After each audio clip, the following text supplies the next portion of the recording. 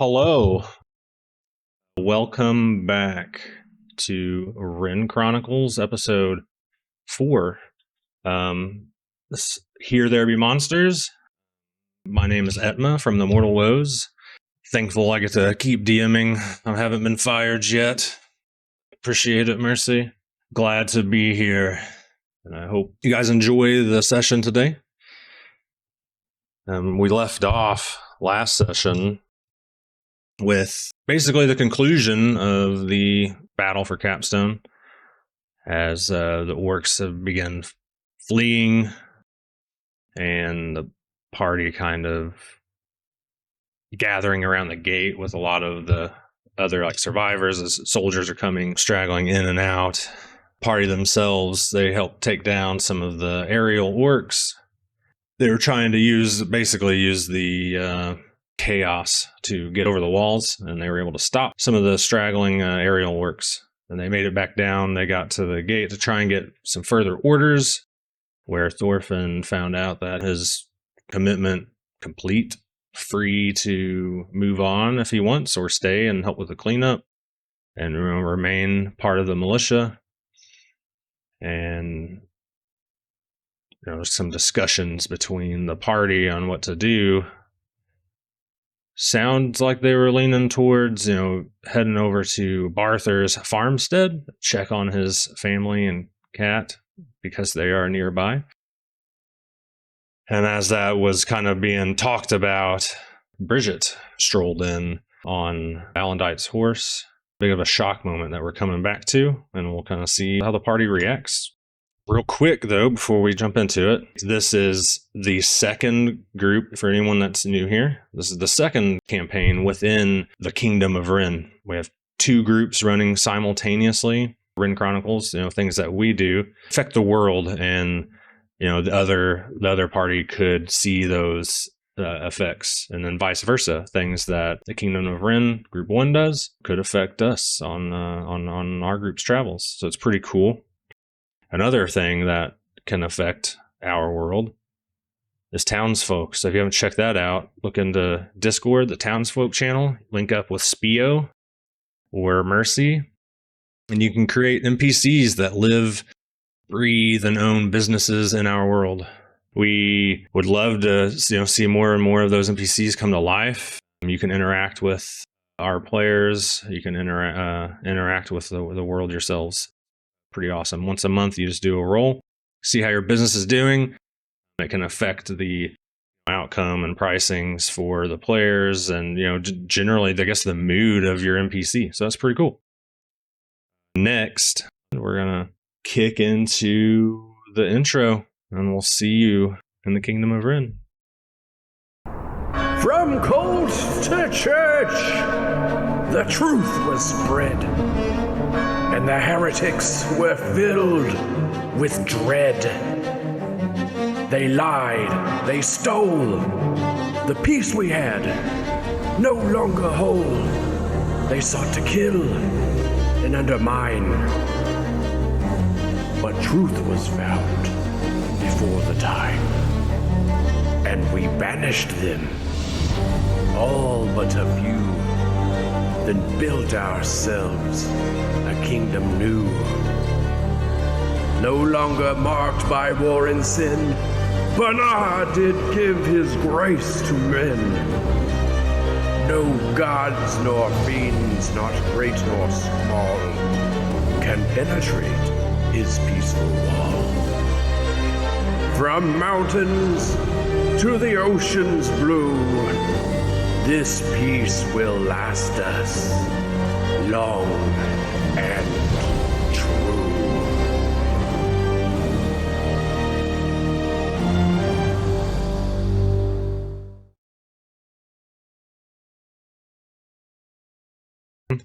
We are live. We are here. Welcome back, everybody. Welcome back. Yeah. Hello, chat. Hello, chat. Indeed. I need to. Hello. I think I'm hearing myself. Yeah. check your audio device. But I need to get those fancy like macros built for unmuting and the scenes and stuff when I change. Figure that out. Get some music going here.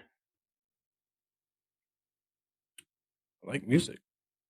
I did forget to mention something in the intro that we are currently technically still in day 2 of late spring 561. Still under the effects of a thunderstorm. It's around 4 a.m.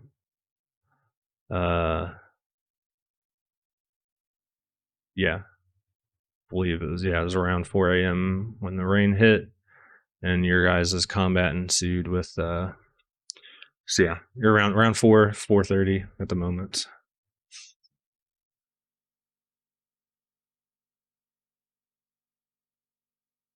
With that, yeah, and you guys left off here at the kind of at the front of the gate when Bridget was being brought in on top of the horse, appearing alive but non-moving. Thorfin, you had your essentially you were told that you're free of service currently. Your oath / commitment to Capstone is fulfilled. So if you are trying to seek new adventures, you can remain. And your party discussed ways forward, different places to go, and I believe, you correct me if I'm wrong, you guys were kind of leaning on heading towards Barther's homestead. And possibly on the way, seeing if you can find some of those stray horses, bringing them in. Straight works. If was it 3 birds and 1 stone? Secondary objectives, yes. Mm-hmm. So let's pass it off to the characters.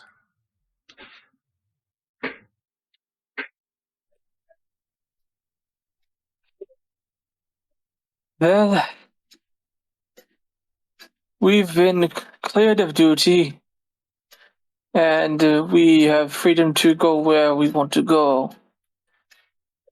Perhaps we can take a look at your farmstead. Find your cat. We can go get my cat. And on the way, if we find any militia horses, we could maybe round them up and bring them back to Capstone. They'll probably give us a small reward for it.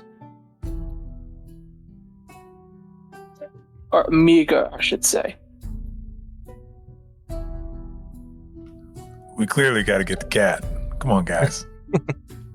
Very important. That cat's very important. Is there any opposition to the cat? Where is your cat, young man?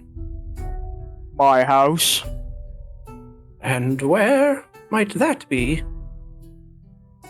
Due southwest from Capstone. Are we really gonna travel that far for lunch? We could just get a cat here in the city. We're not eating Kit, thank you. Oh. Thorfin eyes Spiel eyes her a bit more suspiciously now. But I'm Shel, not Spiel. Who is this Spiel you speak of? It's my third cousin. Shel. It's been a heck of a day. You see Jimmy looking up at the sky, kind of looking at the ground, and he's trying to figure out if he knows which way is southwest. You could hear him going, "Never eat shredded wheat." So assuming I can figure this out, Jimmy's just gonna like slowly start moving in that direction while Thorfin and Shel are arguing about the cat and what names are. With because you're like at the gate, you'll easily know which way is southwest. So all right, so just take like 5-10 feet max, right? Like if they don't follow, I'll stop, but just try to start heading in that direction. Shel for sure follows. Thorfin would follow. Okay. But he'd keep his eye out for any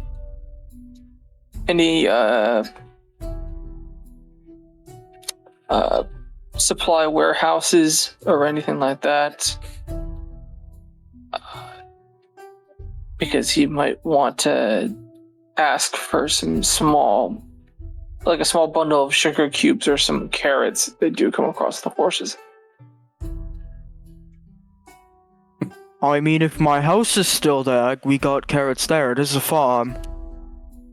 Well, that will work for sure.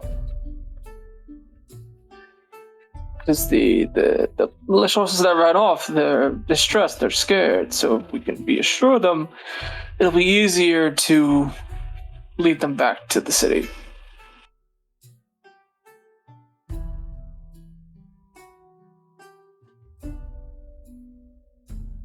Supplies.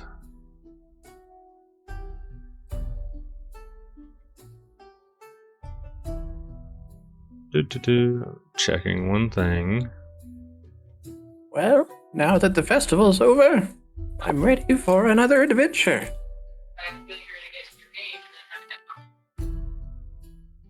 Townsfolk.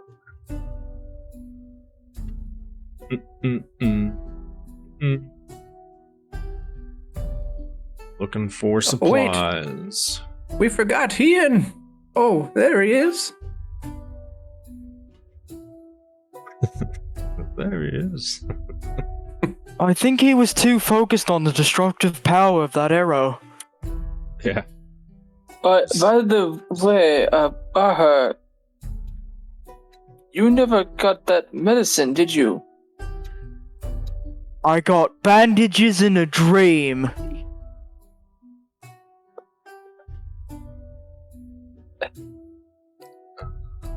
Is it wise for you to continue, or should you stay behind or should we get you some healing first?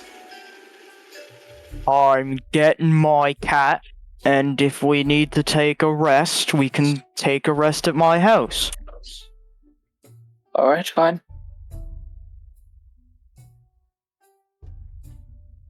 More importantly, what did you dream of?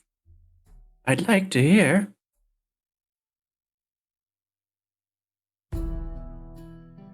Jimmy kind of looks over his shoulder and tries to tell who Shel is talking to. Barther. You said he got a band-aid in a dream, right?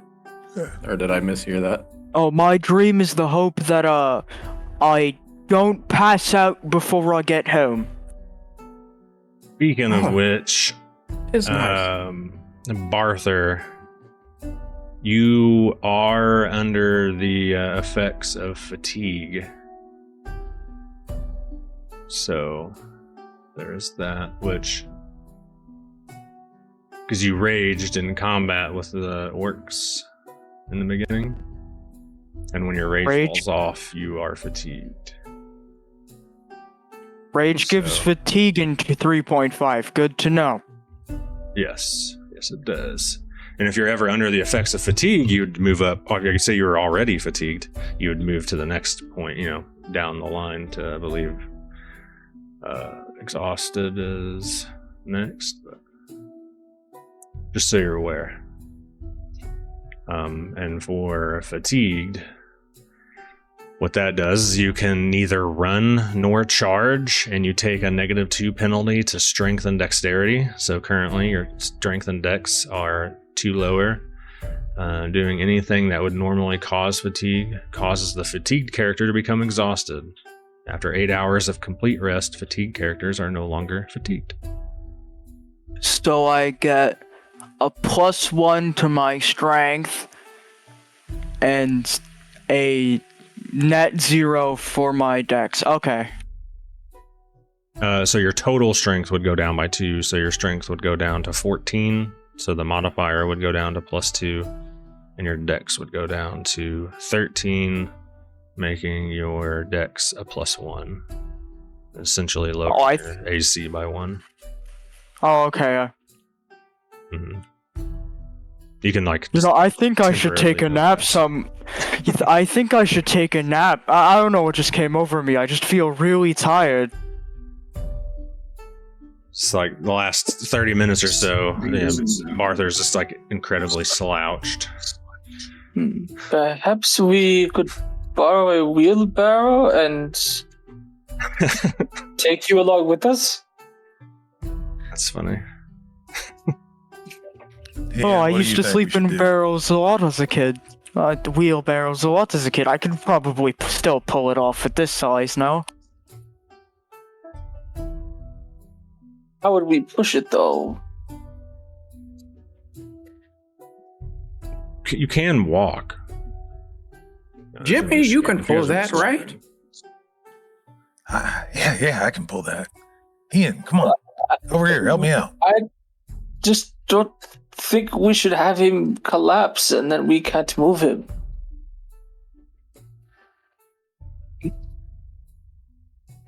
The whole reason we're getting this cat is for him. So No, I understand that. if you,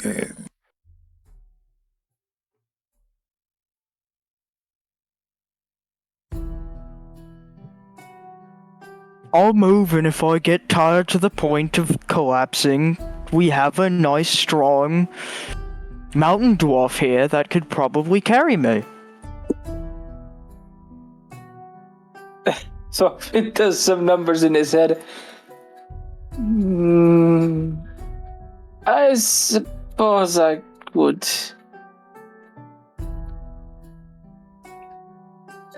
I want to see this. I might even be able to have you on my shield and just carry you that way.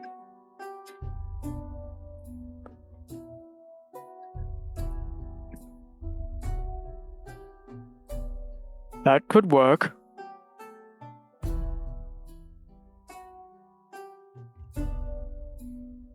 But for now, I think I can walk there. Alright.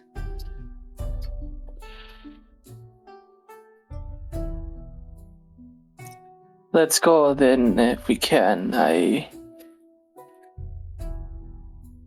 think it would be better once we get onto somewhere there's some shelter. Looking up at the sky, seeing the dark clouds. Is it still raining? Yeah, no, it's raining on you guys. You guys are in an Have we active moved at all thunderstorm. yet? Or are we just still like 10 I think feet you guys outside of are casually walking towards the other gate. it? Say if we were still at the gate, Shel would. Well, I'm sure we could find a nice bed for you, young man, here. We can leave. We don't have to leave right now, do we? Yeah. Yeah, that and The good still captain at also HP. said.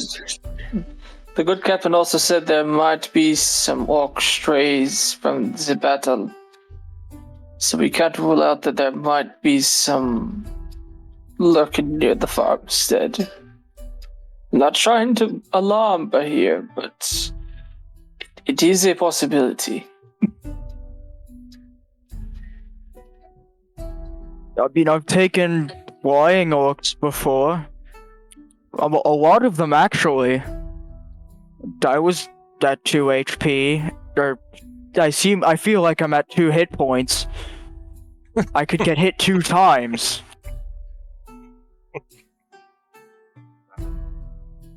It's not like the first orc that ever landed a hit on me basically almost killed me. No, I'm fine. Yeah. He's leaning on his axe like a walking stick. I was thinking that. I'm gonna be honest. I was thinking that.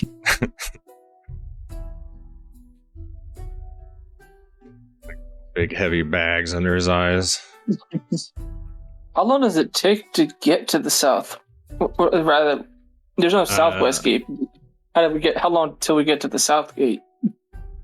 I mean, that would only take a couple minutes, a few minutes. Well, more for me. The rest of them, it's fine. Yeah, this isn't like a town that like Capstone's not so big that it takes hours to cross or anything. Okay. But I mean, and then to get to the farm, you would have no idea. Just you haven't been there.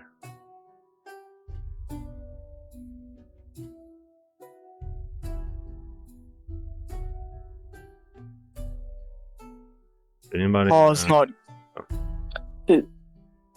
not gonna be too happy when I come home looking like this. How is visibility right now in the thunderstorm? Is it light rain or heavy rain?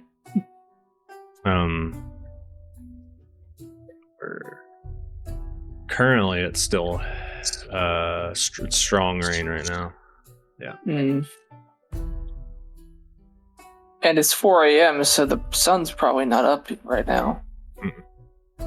Vision isn't super good at the moment. I see Does the way that anyone have a lantern?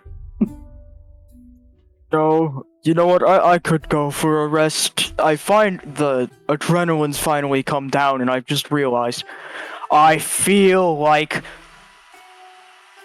poop. I'm gonna be honest.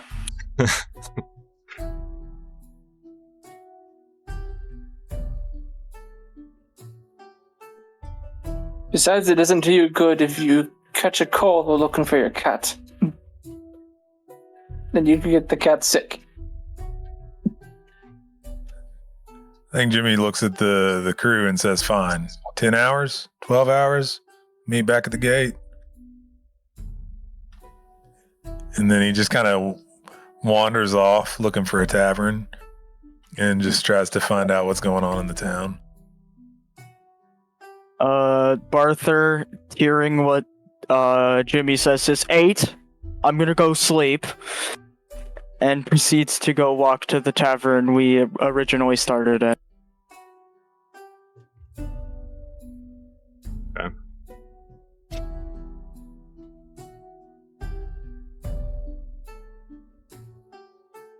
Are you going back to the same tavern as well, Jimmy? I think I'm looking for where the hubbub is, right? Like, if there's loud noises of, just drunken joy coming from any particular place, I'd probably gravitate in that direction. Okay. And if I don't find anything that looks happening on the way back to the one we started at, I would stop at the one we started at.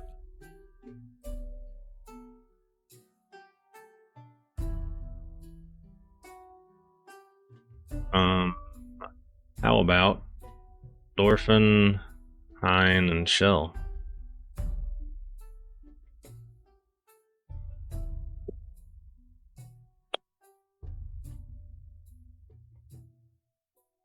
Thorfin wouldn't want to go out in these conditions by himself.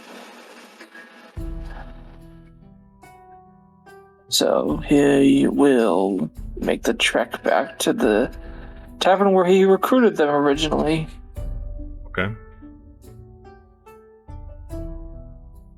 Hopefully there's some free lodging there. Otherwise he'll go back to the barracks.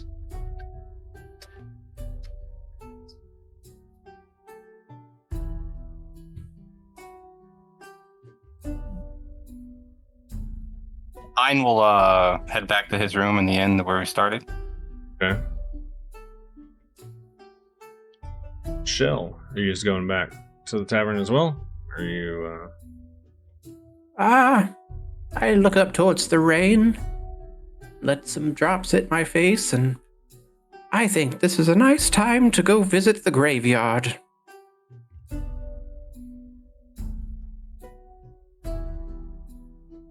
Okay. Graveyard. Excellent.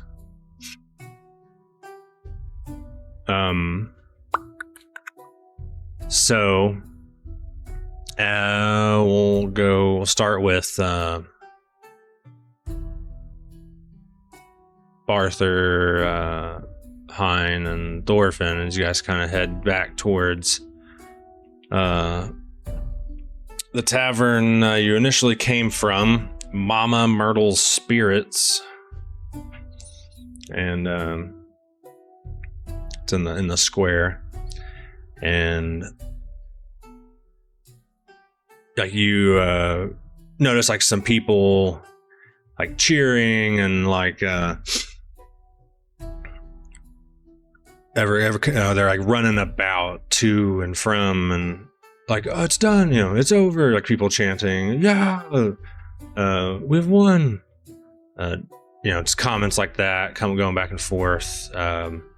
As you get like closer to the tavern, you kind of hear like the playing of like a drum. What's the, maybe like a small, there's not like a real band playing, but a couple people's gathered their instruments and they're kind of like jamming out. They're starting to like have a blast, like a little party is outbroke from the tavern. You kind of get some of that, old Jimmy, as you're trying to venture around the town looking for like, you're trying to find the hubbub, and you end up like kind of circling the, not like the perimeter of Capstone, but you kind of cut through like down the main road on the other side of town, and you circle back and you end up making your way to Mama Myrtle's Spirits. You're like, okay, this is where it's happening. And then I'll get to you in a little bit, Shel. So initially, though, yeah, Barther, Thorfin, Heian, you guys, you get in there and it's getting pretty loud. People are sloshing ale around and cheering and kind of like singing, together.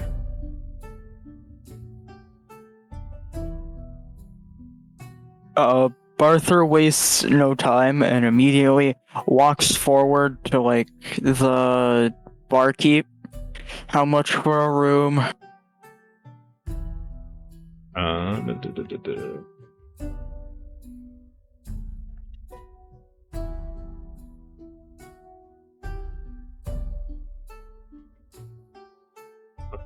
And do I get an obviously damaged discount?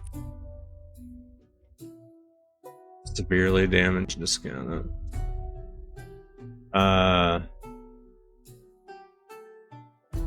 So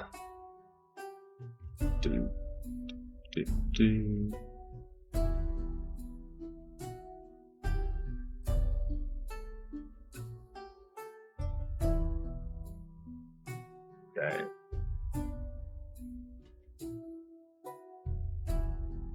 As you get up to the right up to the desk or up to the table, and like you see like an elderly kind of double check.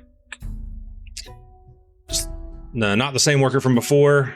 And it's an elderly elf woman, kind of in like a green cloak, and like white top with like a large brown kind of waistband. She's got the like wrinkled kind of circled bags under her eyes, very high, tight jawbones, and well, and I think for the victory, I think we'll do a little discount, but 1 silver piece would be good for the night. You got change for a gold piece? Oh, yes, dear. I forget what's the conversion to silver to gold? Be 10 to 1, so You hand her a gold, she'll give you 9 silver back.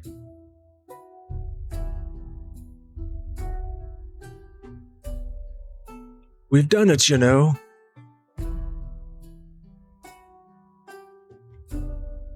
We held them back. At least that's what I hear. Yeah, we did.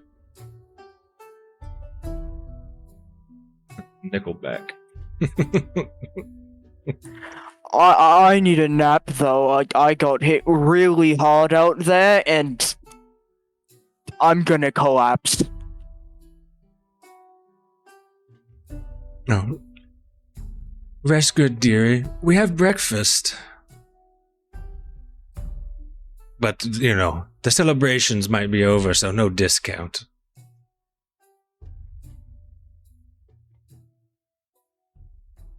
How much is breakfast?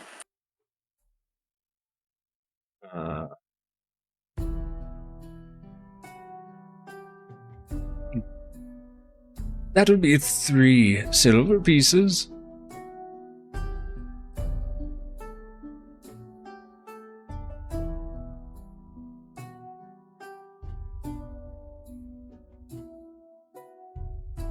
But don't worry about that now. Go get some rest. Okay. I walk up to my room and I just go. The second I get into my room, I immediately just flop onto the bed. Yeah, Shan's gave you the key, get up there and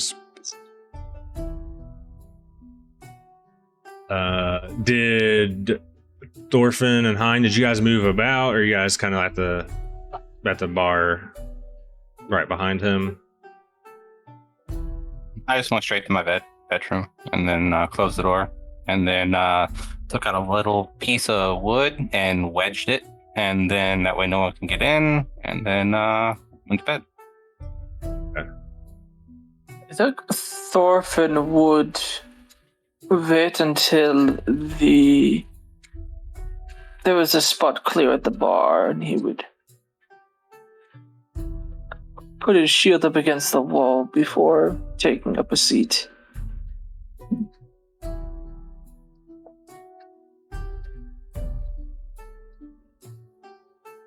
The barkeep walks over. What can I do you for, dearie? I'll need something a bit stronger than ale. Today was a bloody day.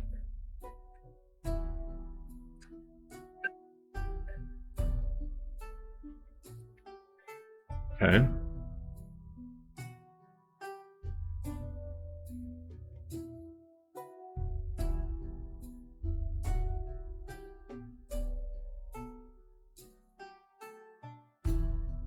Prize that wine and, well, no, I guess that's a gallon of ale and a pitcher of wine is the same price. So I figured it would be the. What he's looking for is like a good fashioned mead. Yeah. Not I ale. was just gonna, since wine, mead is honey wine. I was just gonna use with the wine pricings. Yeah, that's fine.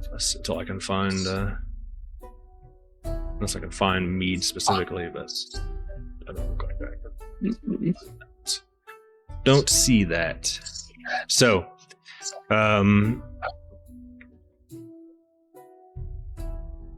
she's oh, I got something for you, and she goes back to like the back, comes back with a pitcher.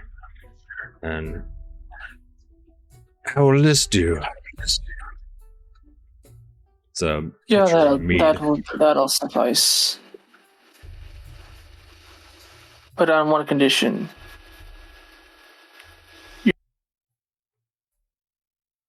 You cut off. What's the condition? You share a drink with me, just so that he has some company and he's not drinking alone. Oh, very well. She pulls a glass out and pours from your pitcher.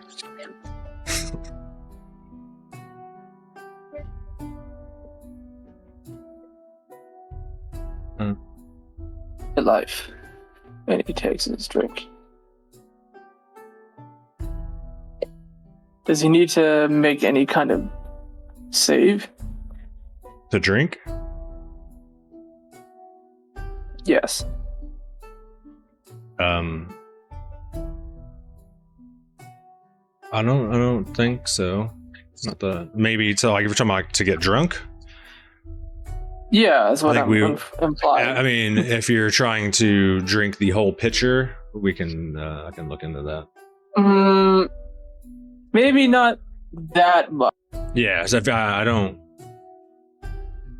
think like if you're just gonna have a glass of it, or I don't think there's a check for getting I drink think off a glass. technically every drink you make a fort save, but the first really? 1 or 2 are like trivially easy. Yeah. Okay. All right. Yeah, I can give fill me- around and try and find it though. if we Okay. want it. Yeah, I'm curious to know about that. It's never even come up, to be honest, ever for me. So yeah, fort save. You have a plus Okay. 5.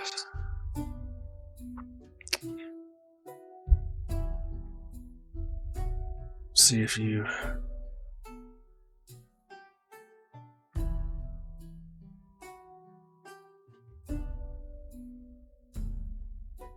It's one of those things that I really need to write down somewhere that I have access to. I always end up asking Thadris because he has it memorized.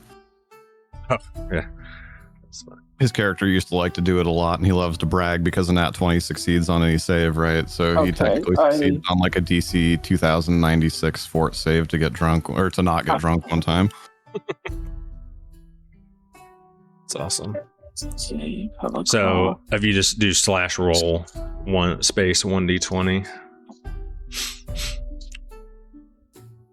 Since my Okay, dice- because it was not showing up on the public roll for some reason. Yeah, the dice tray's broken because of how many revisions of Foundry I have to go back to do 3.5 here.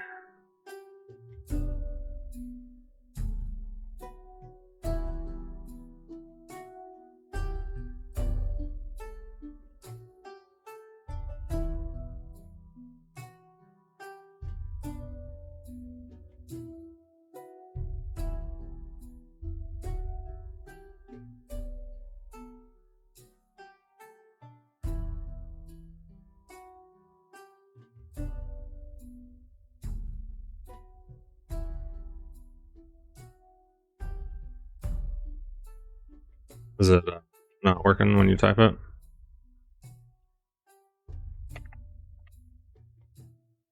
No. Yeah, it's not working when I type it. Excellent. That's what I like.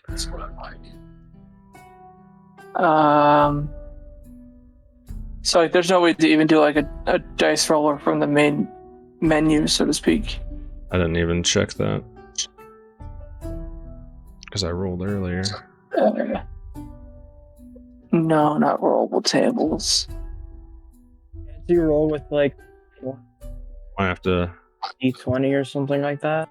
Can we roll in Discord, Mercy? For now. Yeah, /R, and then you'll type in, whatever, 1d6 or 1d20 plus 2 or whatever. We're gonna have to do that temporarily. I didn't even think about looking at that today. Yeah, I might need to give that bot access. No, it already has access to your chat. So yeah, if you do /R in the Rin Chronicles chat, it should open like a little dialogue that you'll type into.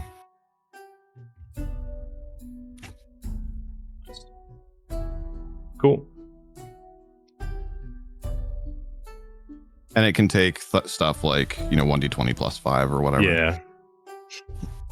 So yeah, looks like we're using that. If you don't mind, maybe just call out what the rolls are since the stream can't begin.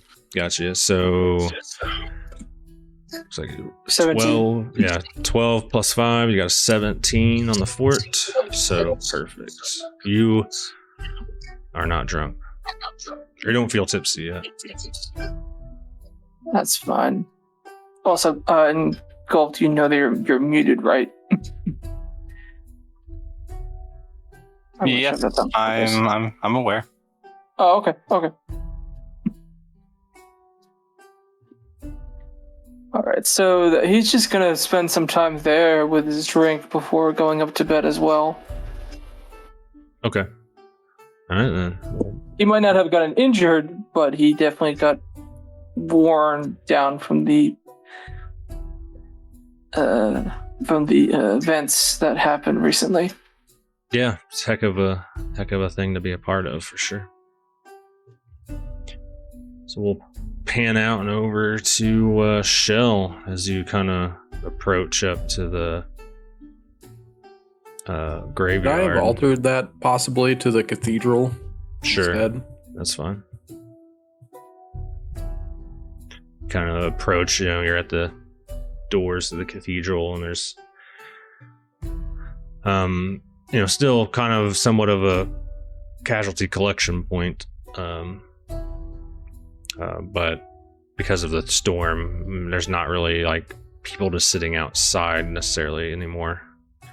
People have been moving to better locations as things have become more civil. Yeah, I just kind of look around and I'll try to go in.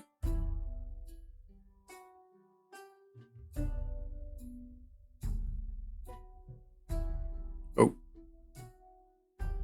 Sorry, I'm looking at the thing. Okay. I don't think you'd have any issues going in. Yeah, there's a couple graveyards that are open to the public. There's probably a few that are private / semi-private, but there's one on the east side of town, kind of near the mountain, that's just straight up like a public, city graveyard. Oh, well, Shel's going into the cathedral or the chapel. Oh, sorry. Okay. And is there any? I wasn't aware of any restrictions. It's still a bit hectic. There's more people catering to wounded that are still around, still getting medical attention. So there's clergy kind of going to and from, and you make it inside. So, pews to each side and stuff. You see the altar at the front. Drenched with the rain, I'll unfurl my hood and I pull my goggles down, and I'll just kind of walk up and down through the aisles. I guess imagine cots or pews where the soldiers are laid out, and I'll just start continually casting Detect Undead, since I can cast it at will.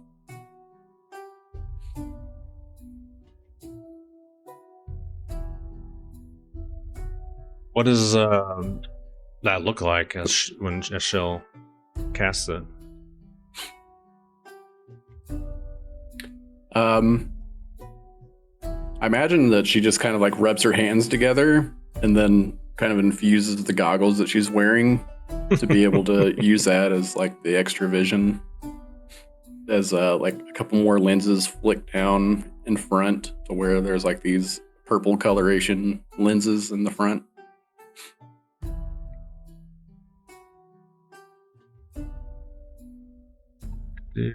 Detect the aura that surrounds undead creatures. The amount of information revealed depends on how long you study a particular area. First round, presence or absence of undead auras. Second round, number of undead auras. Third round, the strength and location of each undead aura. Interesting. So, see, it's verbal. What are you saying? Hello? Is anyone here?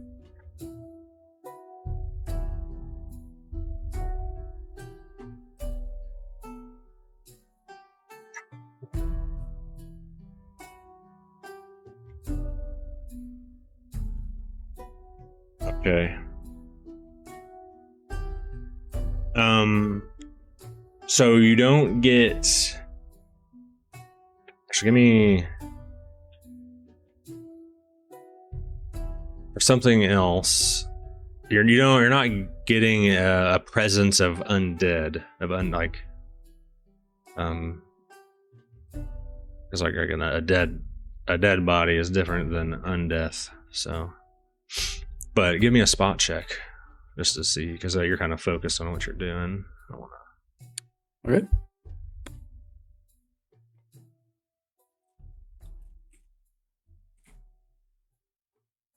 Oof. That's a 1 on the die. Yeah, so Shel doesn't notice it because of you got a 1.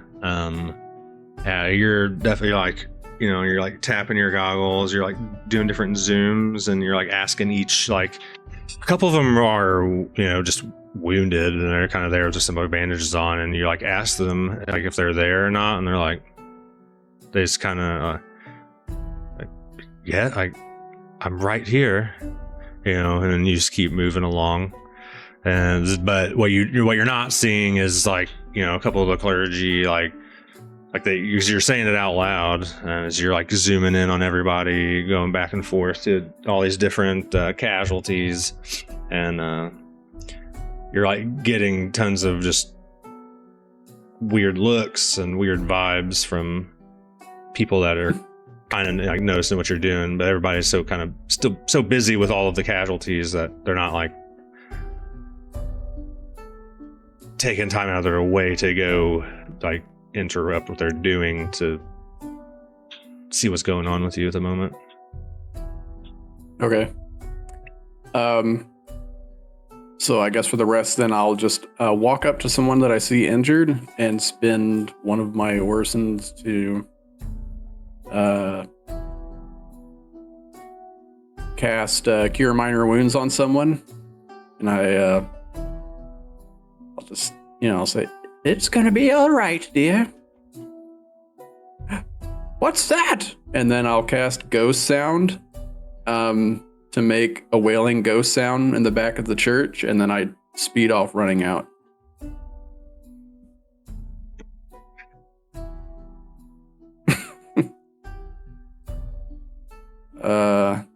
Here, I'll post it for you. It's funny. What's that? Oh man. Ah! And then I'll bolt out and try to get away from anyone. It's great. Ghost sound. So initially on the Cure Minor Wounds, so it's 1 point. Yeah. Yeah, it's enough to feel it, and he's like, thank you. And then you like immediately, you're like, are you like, it's like a surprise turn where you're just like, you heal him, there's like, are you like acting like, you're like trying to sell it, right? Yeah, for sure.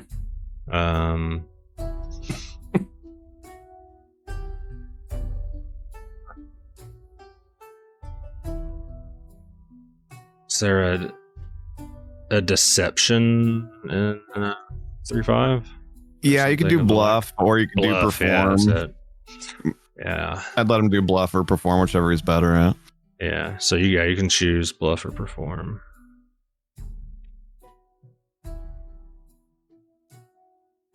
But Ghost Sound allows you to create a volume of sound that rises, recedes, approaches, or remains at a fixed place.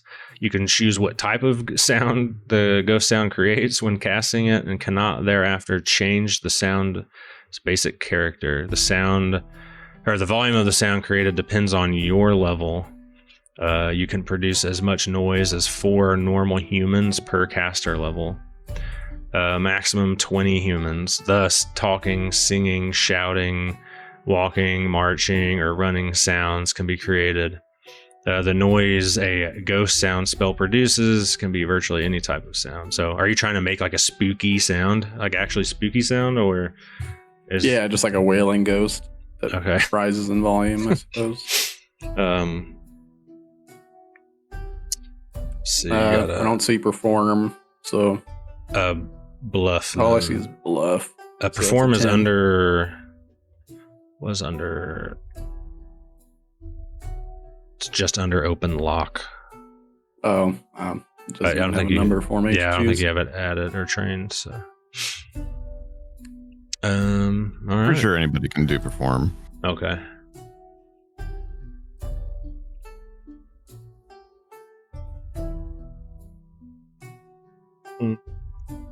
Let's see. Is a perform needed when it takes a will to negate it? Well, but he's trying to like scare the person / like convince them that he's not the one doing it, right?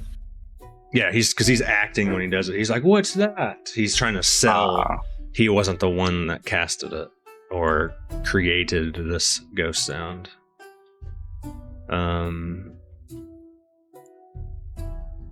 Yeah, for 3.5, the only stuff that isn't just available to everybody is going to be stuff, like specialized things like tumbling or like knowledge or whatever. But otherwise, everybody can do pretty much everything.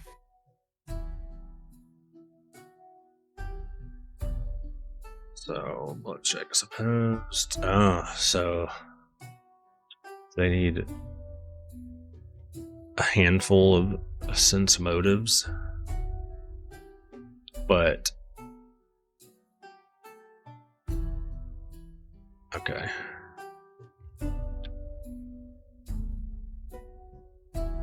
We go with just the active clergy. I think that would be there. I think this seems about right, due to work rest cycles and stuff like that. Bluff is believable and doesn't affect them. Okay. So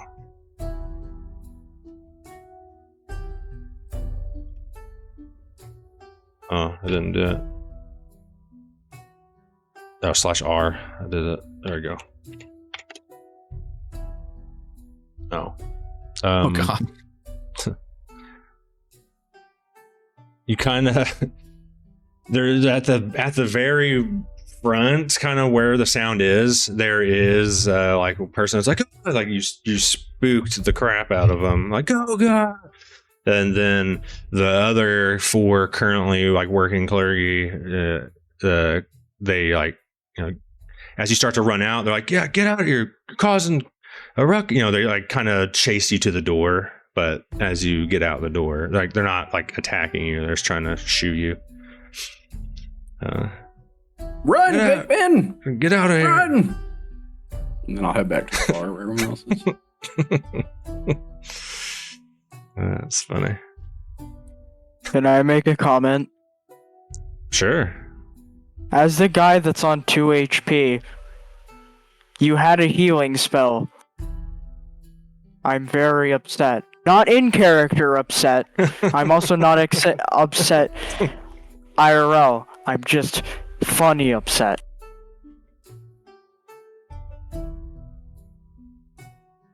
It's only 2 HP though. Yeah. 1 HP can go a long way, you know. That is funny. Yeah, I guess so.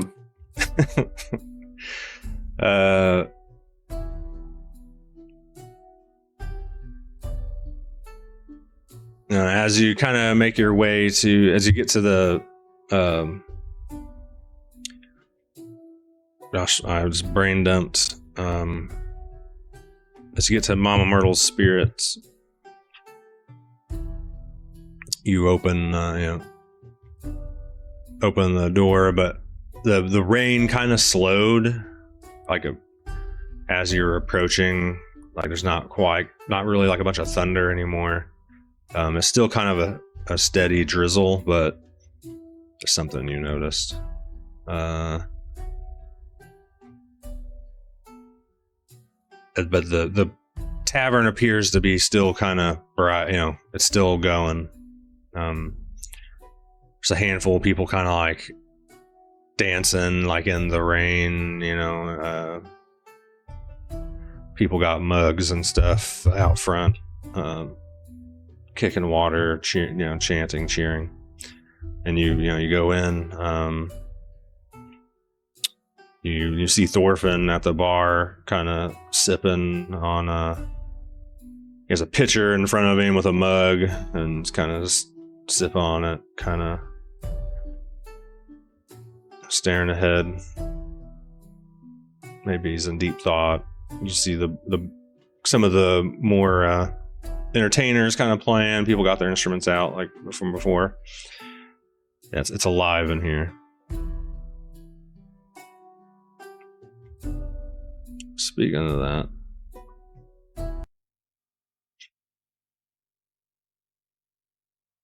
I'll go find a seat next to Thorfin.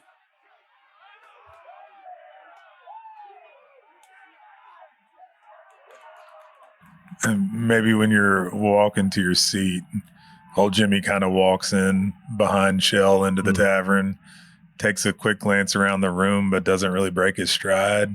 He's just looking for somebody to play cards with, or, somebody to take the money from who's, a willing participant. Maybe sees, a tray of apples or something, stabs one with his dagger and takes his bite, and then puts his arm around Shel and he says, "Tomorrow, the cat." tomorrow the cat. That's right.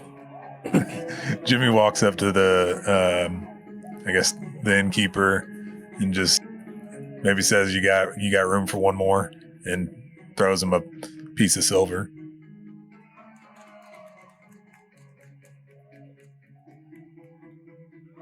And maybe just like wanders upstairs, doesn't even wait for a response. He just throws the silver and just starts wandering upstairs. Throw your silver to Mama Myrtle, that's right, the woman at the keep or by the bar. Yeah. All right. So give me a spot if you want to kind of observe, see what you observe of the tavern as you're looking to see what you're going to do. All right, let's see. Just kind of. In Discord, right? Oh yeah, and then in our Discord channel, just do /R, and then it'll pop up the. All right, I'm gonna figure out from the tool what to click on. So it's a +3, and so now I just need to go do a D20 +3.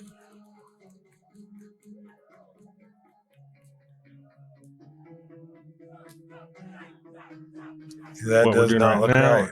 This is why. Okay, +30. That's whoops.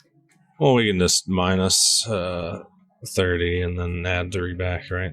So you got a 7 plus 3, 10. Yeah. Because it does the roll and then the result. So that's easy. All right, a 10.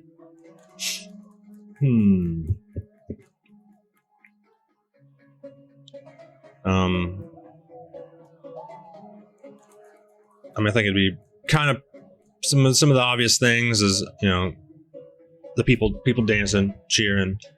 You definitely see kind of in the your far right corner. There's the tables are kind of pushed out, and people are definitely throwing some dice. 100%.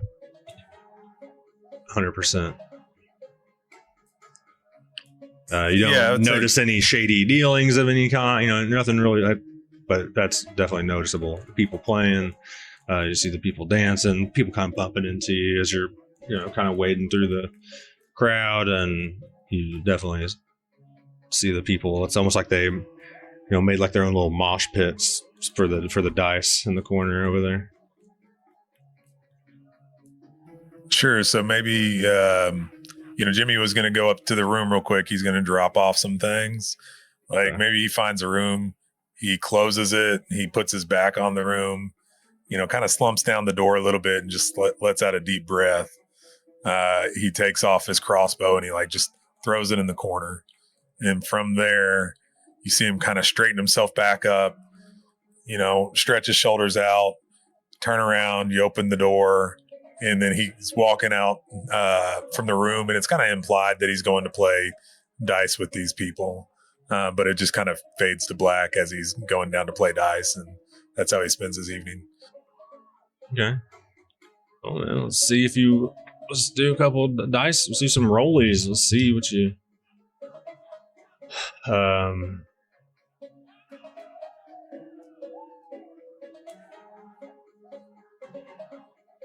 You come up to the guys throwing dice, and he's like, "You want in?" Yeah. Well, let's see. What's a good... If a poor room is 2 silver. Oh, okay. 5 silver wagers only.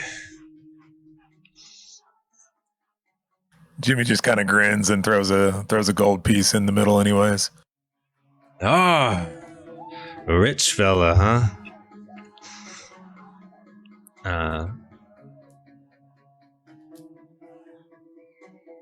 You changing out, or is that the bid?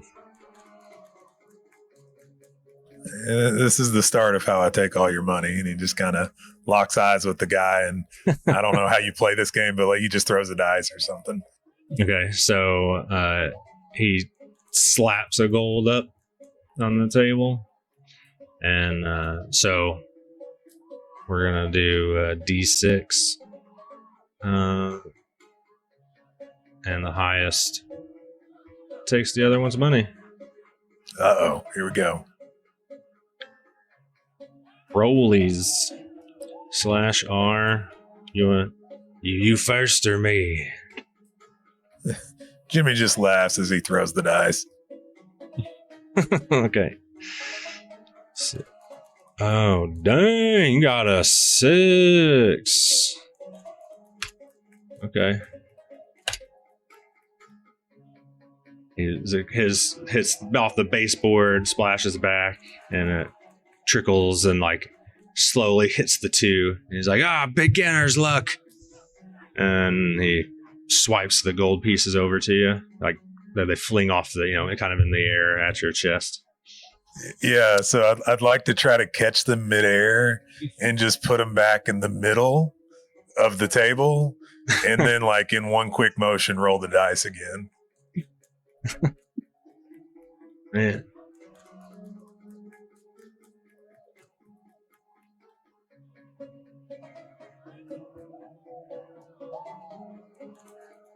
Trying to...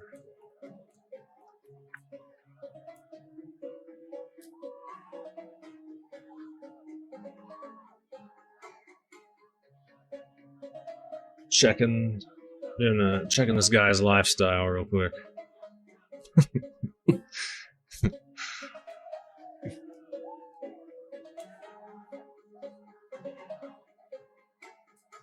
Roll for lifestyle. Remember, at best, the economy, especially in 3.5, is rough. Yep. That's all. Your average laborer makes 1 silver per day, so you're getting this guy to bet a whole 10 days worth of wages in a go. So I picked I was taking his. He's like the current winner. That's why I was had him slam a gold off the bat. But now I'm like, this guy do that again. Well, no, yeah, okay, that makes sense. Let's find out. But I mean, he's a gambler, so he could be just betting someone else's money right now. Who knows? Let's see. When else? Birthday trade.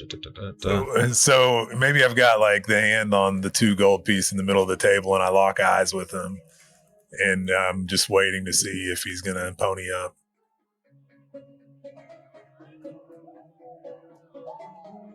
Double or nothing. I like your style. And yeah, he kind of like whispers over to his buddy, and you see that kind of like exchange hands, and he puts 2 gold on the table.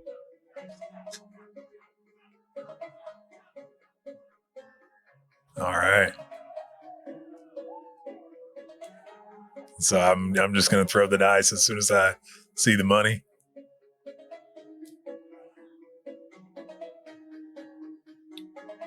I roll a 4 and just kind of stare at him, waiting to see what he does. 4. All right. Roll again. Picks it up as he scoffs and just quickly throws it back down. Dang. He winks as he gets a 6. Oh, man. You scammed me. These dice are loaded. And he starts, he's getting like aggressive, and his friends are like pulling him back. He's like, you scumbag. oh, you blew my money, and he's like getting pulled out of the horde of people. Okay. So- Well, he's getting poured out. Like maybe he reaches into his coin purse, grabs a couple of silver, throws them at the guy. So let's say like 3 to 4, and throws it Yeah. at the guy that just lost his money. And he's got one more in his hand, and he looks at it and kind of holds it and weighs it, and then looks at Shel and tries to throw it at the back of Shel's head. Jimmy's in his element, so he's feeling good. And I'm good to fade out on that if you want. But Yeah, I'm going with the two rollsies. I'm enjoying this. Actually, I want to. What do I roll? What do we roll? The tavern's not super huge. Your luck is on point right now, so I'm kind of thinking you're gonna hit her. But I'm curious if there is a like. Would that just be a? It's not like an AC thing. I don't know. What do you? What are you hitting me in the head What do you with? roll? just like a silver piece, just trying to be an I guess you'd have aggravator. to get her AC. Yeah, you just do like a D20. Yeah, probably a ranged touch attack against the Shel's touch AC. Okay, yeah. So let's do it. Yeah, give me a. It's 14. So your DC here is a 14 to hit her. All right, let's see. Do I do plus dex or 1d what's my? yeah, 1d20 plus dex plus base attack bonus. Okay, so BAB is 0, so then my dex is actually plus 3, so 1d20 plus 3. To remind myself about rogues like that every time. Holy smokes! 17 plus 3 at 20. Yeah, as it kind of like fades over to Shel. You like kind of just a little sip, and it's like plink, and it bops off the back of your head, and like clicks off one of your goggles and splashes into your ale. The hell was that? So Jimmy just kind of, maybe if Shel turns around. Actually, that's a good question. Does Shel like turn at all, or does just stay forward? I slap Thorfin next to me. Don't hit me like that. And so Jimmy watching I'm a this, married woman. Jimmy was hoping to get Shel's attention, which obviously didn't work. So he just kind of shakes his head, knowing this is just the Shel thing to do, right? Just completely oblivious to what he's trying to do. And then he just gets up and just walks over to the three of them and orders an ale, and he's just hanging out with them. Okay.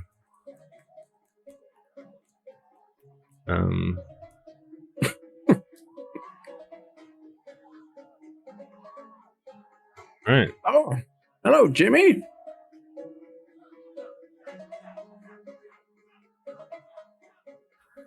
Shel, how you doing? You want to come over and roll some dice this night? Oh. Well, I suppose. Jimmy's eyes light up. He says, "Oh, okay. Can you show me how to roll the dice? Of course, of course." You hear that, Wigman? There it is again. This sweet Jimmy is going to teach me how to play a game. Let's go play. Maybe fade tonight on that. Yeah. So I was gonna say, you guys how like soon are you guys planning on like going to your rooms kind of thing? Because if you're gonna stay up, I need to know. Jimmy's up all night. Like, if there is a celebration, Jimmy is not sleeping tonight, so he's up. Okay. Excellent. How about Shel? What time is it? I guess. Or what I know. No.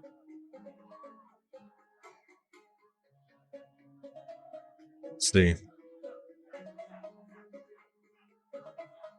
Is the sunrise at a normal time here, Mercy? Yeah, standard kind of northern hemisphere-ish. It'll vary a little bit throughout the seasons, but yeah, more or less. So, it's not like daylight yet, but when it's coming within the next hour, and it's like right at the horizon. So if you like to peer out the window, the horizon, what little you could probably see throughout the town, there's like a glow at the horizon, if that makes sense. So like it's somewhat starting to brighten up. Anyways, I was gonna say it's like 5 in the morning at this point. 5:30. Oh my.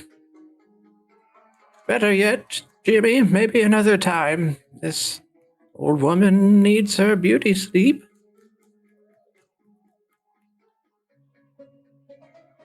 Winter. I got flip flops, Jimmy. huh? Spring is when it's earlier sunrise, yeah. Oh yeah, it is spring. It's late spring. Yeah, never mind. We're good. We're right, I think. I think I'm right. Regardless, no, Close enough, it works. It's early morning. We're about to be early morning.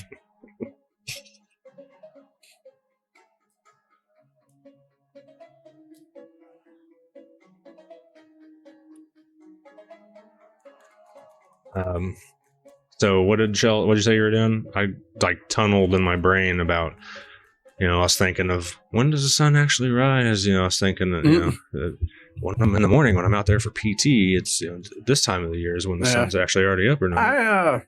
I better go get some sleep, and I'll just head upstairs and just try to find a random room that's unlocked and go sleep in it.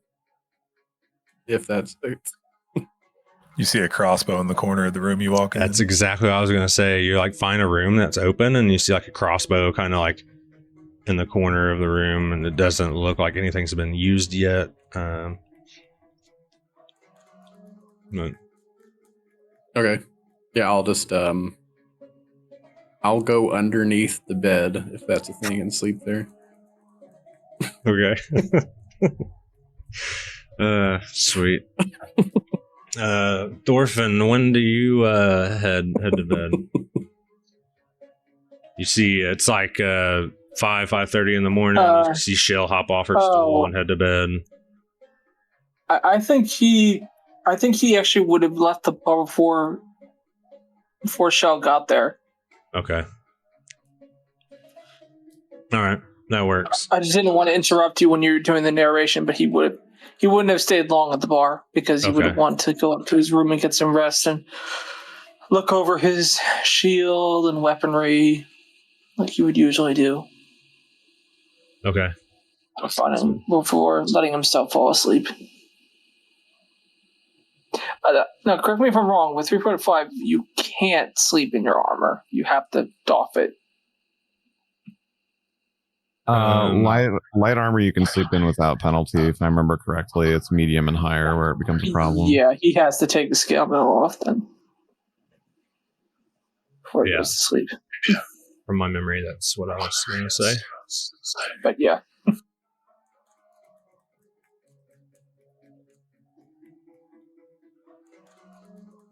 All right. Yes, you take your armor off, hit the hay, and then we have old Jimmy just partying. All right. Wonder how much drink you think you're drinking this night. Not a lot of drink, just kind of just game. A lot of rousery. Yeah, gotcha. Cool. That works. That being said, the night fades out to the town kind of initial party, just the holy crap we won party. I think someone mentioned it earlier. It's like the Ewoks after after the Death Star was destroyed, the big party in the forest and stuff, or after they got them off of their planet. That is. anyways, yeah, we fade out to the chanting and the instruments playing across town, and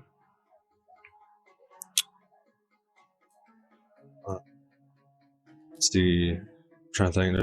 I think everyone should get a long rest.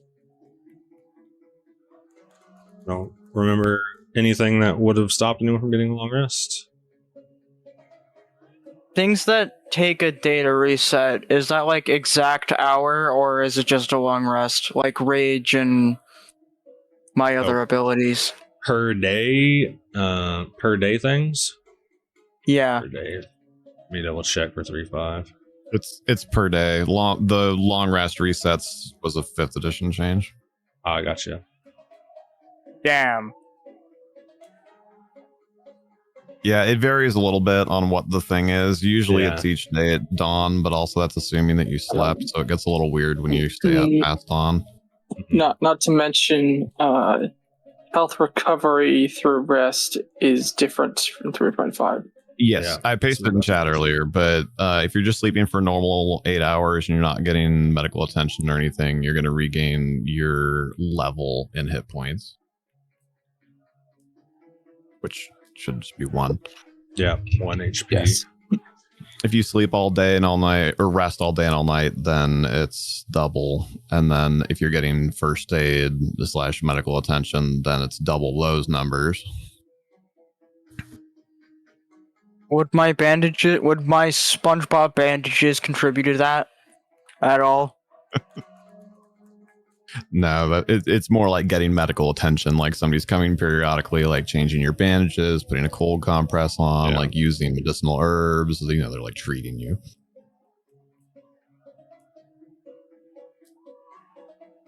All right. So yeah, we awaken. Everybody kind of wakes up. So it'd be everyone. If you have any health, you would go up 1 hit point. Does your rage say it should? So at dawn. So when you wake up, you should have your rage back, unless it says it specifically. Like unless it says otherwise.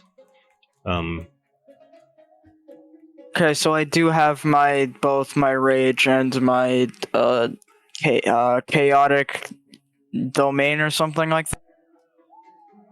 Yeah, unless it specifically says otherwise, per day will be at dawn. Like so in the morning. And like Mercy said, unless you didn't sleep. Yeah, once you have accomplished both of dawn and sleeping for 8 hours.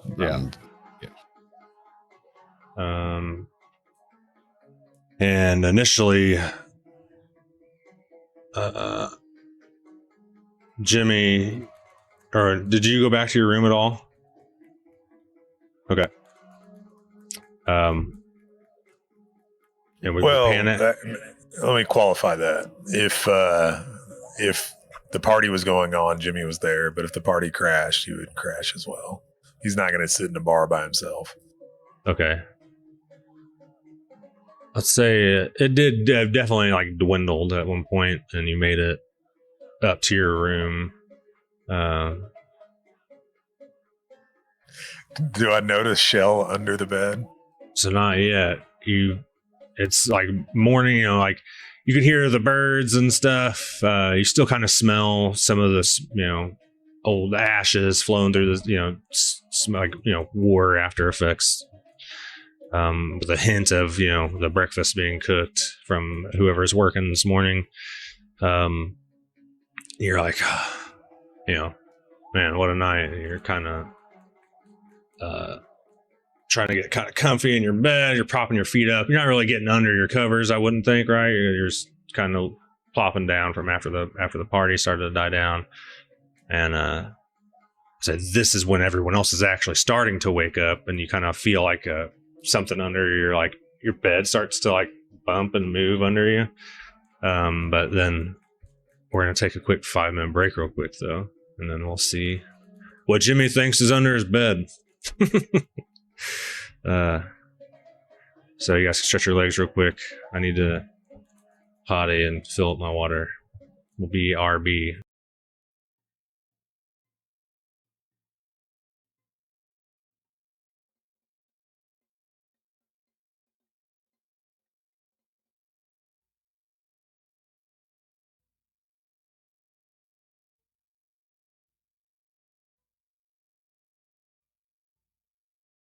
We are back. And, yeah. Jimmy, there's like bumping under your mattress. Yeah, I would say Jimmy is obviously not expecting this, so he's a little startled. Just kind of leans over to look under his bed and sees.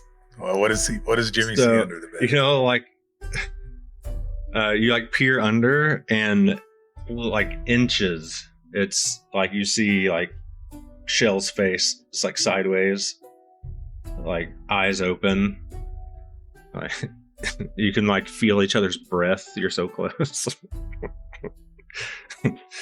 Good morning, Jimmy. Jimmy jumps back. He's very startled, and he's just, maybe curses slightly under his breath. Like, I don't know what we curse in Rin. Probably Bana or something. And grabs at his neck and then just says, Jesus, Shel, what are you doing under there? Come on, let's go. Bana, Shel. Yeah. Oh, well, where are we going? Jimmy looks outside. He says, I say it's about time to meet up. All right. Well, let me grab my things real quick.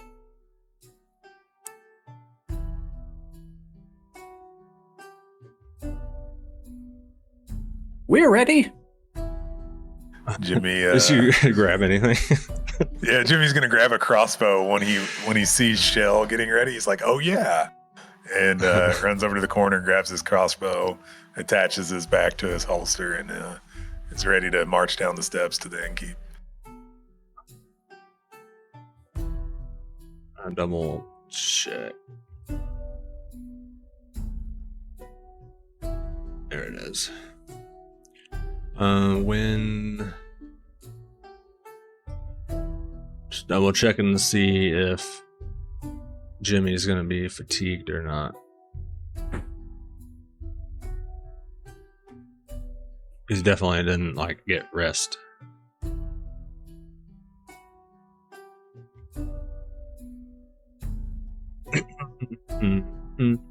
I don't see where that begins.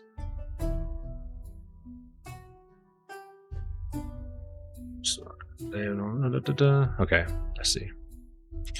Sorry, I was swirling. What are you looking for? So I don't know if this applies the same thing as Forced March. If he didn't like get a full night's rest, would he still be? He got like an hour tops. Yeah, I think so. Because, like I said, it's kind of about how you spent the majority of that time. So, Yeah. Did you have about 8 hours of? So he needs to make the con Work check. activity. Same thing as Forced March. He needs to make a con check. Yep. Okay. Yeah. All right, let's see. I think just in general, I don't have people roll it like if they're just still going to be doing like light work, walking around town type stuff necessarily. Yeah. But if So if at we're the gonna, moment, he wouldn't feel Right. You're not quite yet feeling fatigued. Essentially. All right. Gotcha. Okay. But I'm gonna put it in the chat just so you guys can read it. But when you do call for the first roll, I'd probably start him at a higher DC since you stayed up so much. Yeah. +2 DC 10 +2 per extra hour. Gotcha. Cool. Yeah, so sorry, back to you guys. I just wanted to make sure I did that right. Grab Yeah, unless your Shel has stuff. anything Shel wants to do, I would say we just try to meet up with everybody else. Yep. So you guys are getting your belongings, about getting ready to head out the door. Heian, the sunlight breaks through your window. How you starting your morning off? So I will just do after 4 hours because that's what elves need in 3.5, I believe. And so he'll do light stretches and just tend to his gear. And for the other 4 hours or so, while he's waiting for, actually, I think it was 6, it would be a 10 total. He'll just do some fletching, make some arrows to replace the ones that he lost.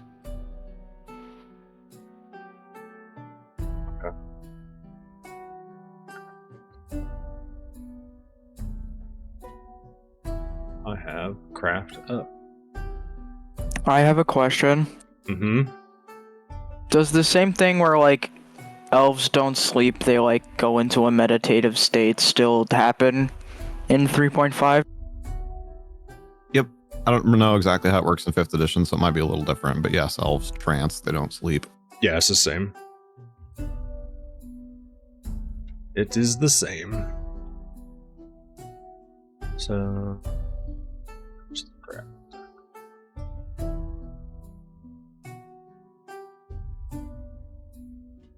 You sent it to me earlier. So would you like me to roll it? Yeah. All right.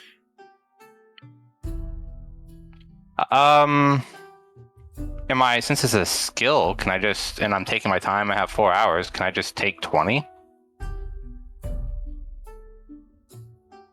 Sorry, I have 6 hours, my bad.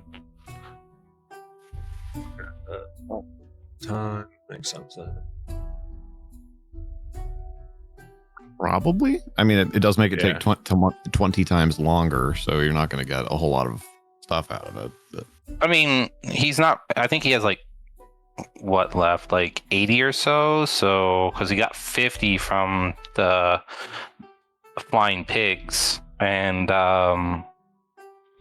so he's just looking to make quality over quantity right now. So by taking a 20, he'd have a 24 on the roll. And a 20 normally does what? It's what, a minute per one, so it's 20 minutes. So he can do 3 batches an hour, and he has 6 hours, so 18.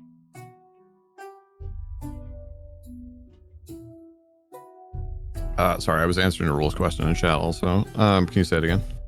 So normally taking 20 is 20 minutes. So he has 6 hours, 3 per hour. That's 18, right?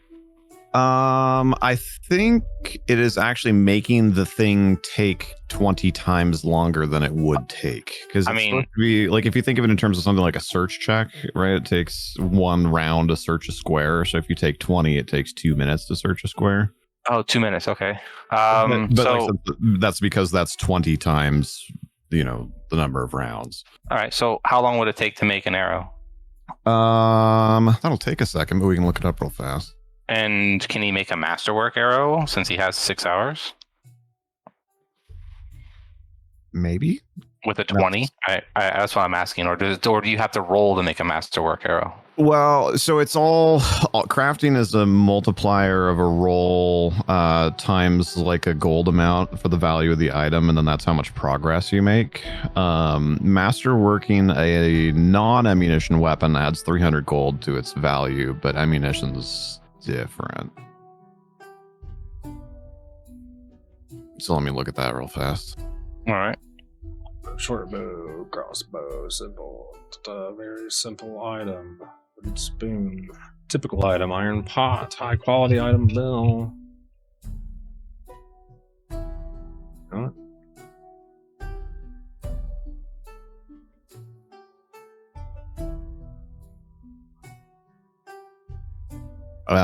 Yeah, Malcator, and it appears to be right from what I'm seeing here. Only the weapon itself can be masterwork, not the ammunition, which I guess makes sense because otherwise you'd be able to stack the bonuses. I mean, you could stack +1 arrows with +1 bow all day.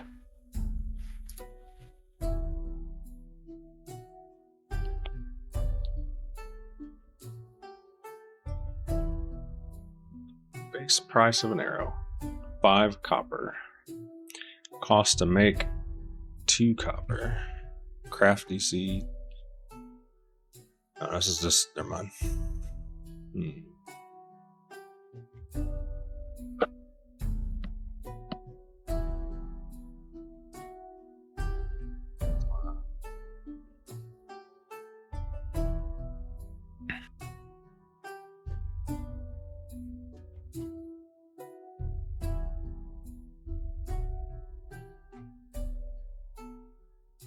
Yeah, generally for 3.5, the ruling is that like bonuses don't stack. So I think even if you could make Masterwork ammunition, it still would be the same bonus on the Masterwork bow, so the bonus still wouldn't stack.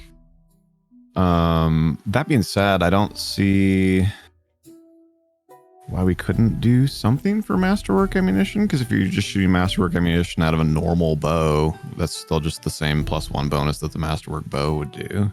Right. Yeah, the tough part is pricing it.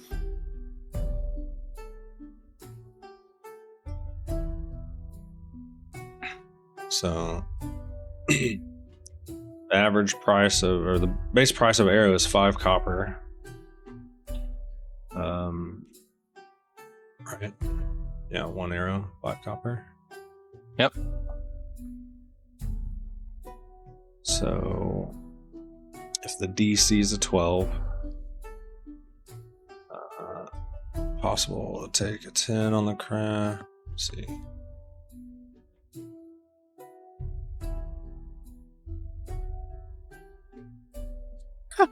This makes sense, but I actually didn't know this. You can use an arrow as a light improvised weapon with a -4 penalty on attack rolls. Interesting.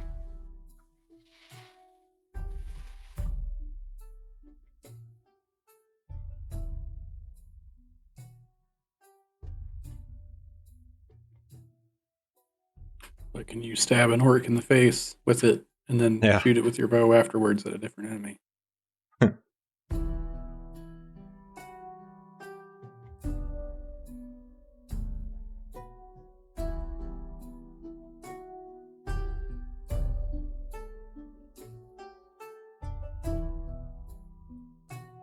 So basically what's happening is we're going to have to sell Barther's cat to be able to Yeah. get some of these That's what- masterwork arrows. All the stuff I'm seeing is like not. You're how to doing make- what for my cat? It's not like how to make per hour. It's usually like how to make per day. Like if you were to spend your day crafting. So a quarter of my day, 6 hours.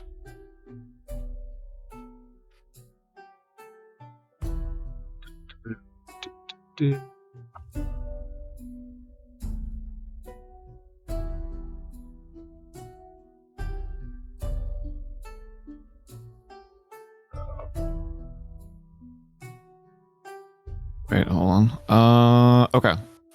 Actually, it looks like Malkator may have been wrong on this one, and I just had not found the right spot yet.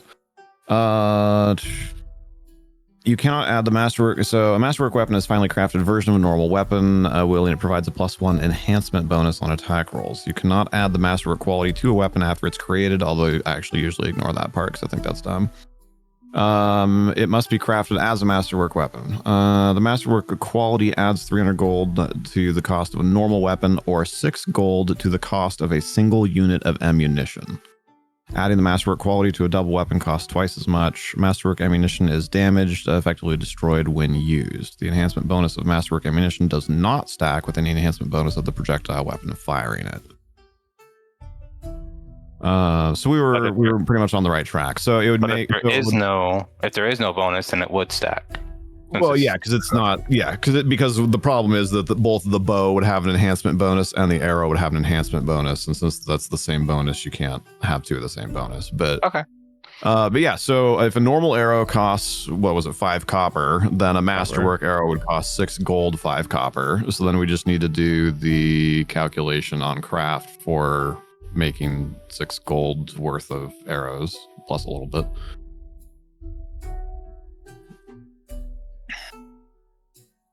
Okay, find the item's price and put that price into silver pieces. That's annoying.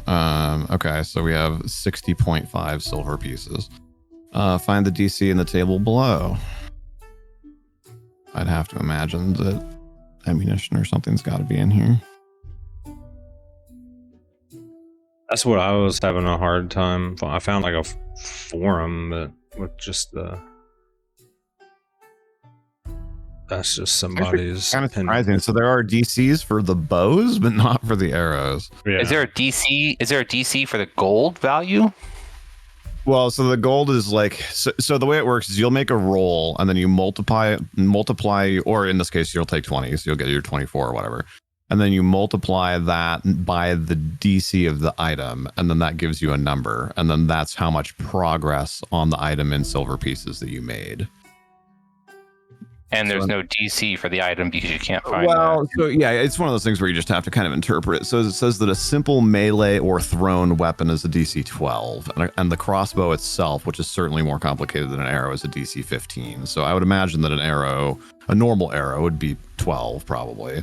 Yeah. And then probably, masterworking it would be harder, and the kind of the next category that they're using is 15. So I would say the DC is probably 15 for a masterwork arrow. All right. So if So it's you pay- 15, You pay 1/3 of the item's price for the cost and raw materials, so it's still going to cost you 2 gold. okay. Till because you have to have like good quality steel or good, Right. whatever feathers for the fletching or whatever. Then you make an appropriate craft check, which represents, and this is the part where it gets really weird, so we might have to do a little finessing here, but make an appropriate craft check that represents 1 week's work. If the check succeeds, you multiply the check result by the DC. If the result times the DC equals the price of the item in silver, then you've completed the item. Otherwise, it represents your progress.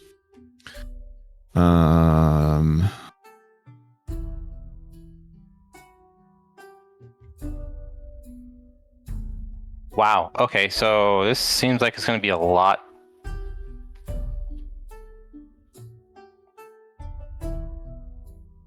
Masterworking, actually, so apparently they do actually give a number for it. The masterwork component has its own price, blah, blah, blah, and a craft DC of 20. But that's actually good for you because if you're taking 20, you're going to succeed on that anyway.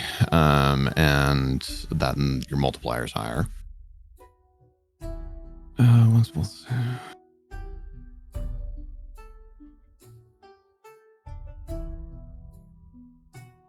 Okay, so when you take 20, that gives you a 24, you said?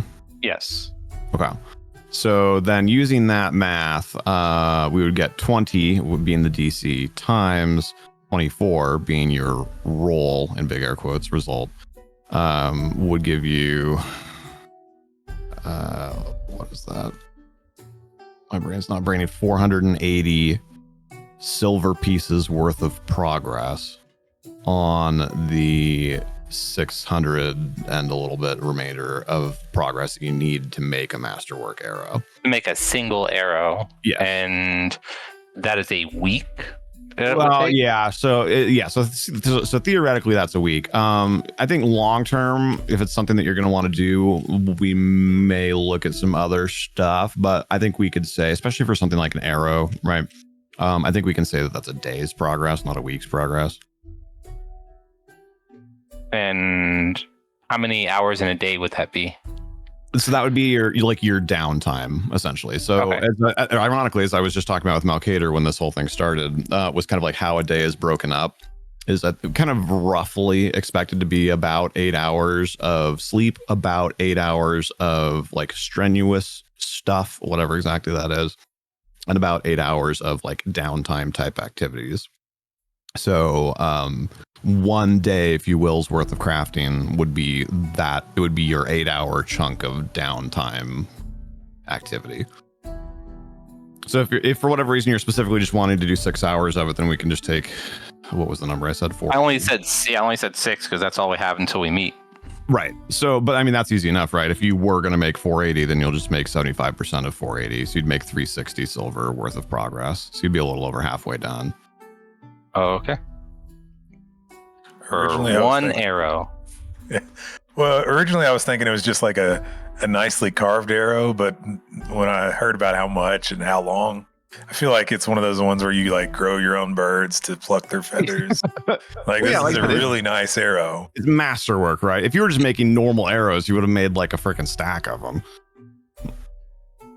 Right, at 5 copper each, and a DC of 12. If you had 24 on that DC of 12, you would have made 24, you would have made 288 silver worth of progress, and they're a half a silver each, right? So that's where crafting gets really weird, because now all of a sudden, theoretically, in one day, you could have turned out almost 600 arrows if they're not masterwork. That's a lot. All right. So yeah, crafting is tough, and you can see quickly how it falls apart in either direction. Yes, I could flood the market with arrows and be like, woo-hoo. Right. Because I'm guessing we just got done using a lot of arrows protecting the walls, so I could, sell them back to the city and make a mint. Right. How much cheaper do you make them versus they're sold? What's the arbitrage? You pay a third of the value in material cost. So I think we got a retirement scheme on our hands, guys. Well, we'll just have to hit a city that just got done using all their arrows. That's the big thing. So I think realistically, the DC and like how we make progress and whatever, I think that all makes a reasonable amount of sense after you've mucked your way through it. The hard part is how long it takes, and that's probably just gonna have to be a DM call on a per use cases for what makes sense. I think spending 2 days to make like a super good, like carved fish bone with like hawk feather, like masterwork arrow. I don't know. I don't think that sounds super crazy. But I think at the same time, I think cranking out 600 normal arrows or whatever the math would be there is a little ridiculous. So, I mean, I could take those 600 and sell them and buy a masterwork arrows. Yeah. So is that possible to make 600 normals and then sell them for masterwork? Like one masterwork or two masterworks? Well, take this to like the extreme, right? You've got an infinite money glitch. So there's got to be something that like breaks that infinite money glitch, right? Yeah. So yeah, I think realistically, what we can do for now is say that you've made somewhere between a half of and one masterwork arrow, and then we can do a little research to see. I don't know, like how long does it actually take to make an arrow? I don't know, like maybe we're better off basing it in reality. Maybe maybe making a normal arrow takes 10 minutes. So like, okay, in 6 hours you could make what 36? I don't know. That sounds pretty reasonable to me. Yeah. So it takes about an hour. It takes about an hour to make a single arrow from scratch with no tools. So I'm reading some of the math. What's like take it with a 20, it'd be 20 times 12 for like the 12 hours, 240 CPs worth. So like 40. That's using a 12-hour period. 48 arrows a day, regular arrows. Okay. So. That makes reasonably good sense. Basically, the taking 20 part, right? That's where it gets weird, because taking 20, technically you're making it take 20 times longer. So. Yeah. So it basically did two. What is that? No, never mind. Is that 4? No, 2. No, 2 arrows an hour. I'm crazy. That's 4 arrows an hour. So was it the 2 weeks for not taking a 20 or taking a 20? So when you take 10 or take 20, it makes the activity take that much longer than it normally would take, like as a multiplier, but then you have kind of that guaranteed minimum performance. Right. But we did all that math, and I was trying to figure out, was that based off of him taking a 20, or was that based off of him rolling? Well, so all the math I was doing was based off of the result of taking 20, but I had not then mathed in the extra time that taking. Yeah, the extra time. Yeah. So without the extra time, it would take me 2 weeks to make a masterwork arrow.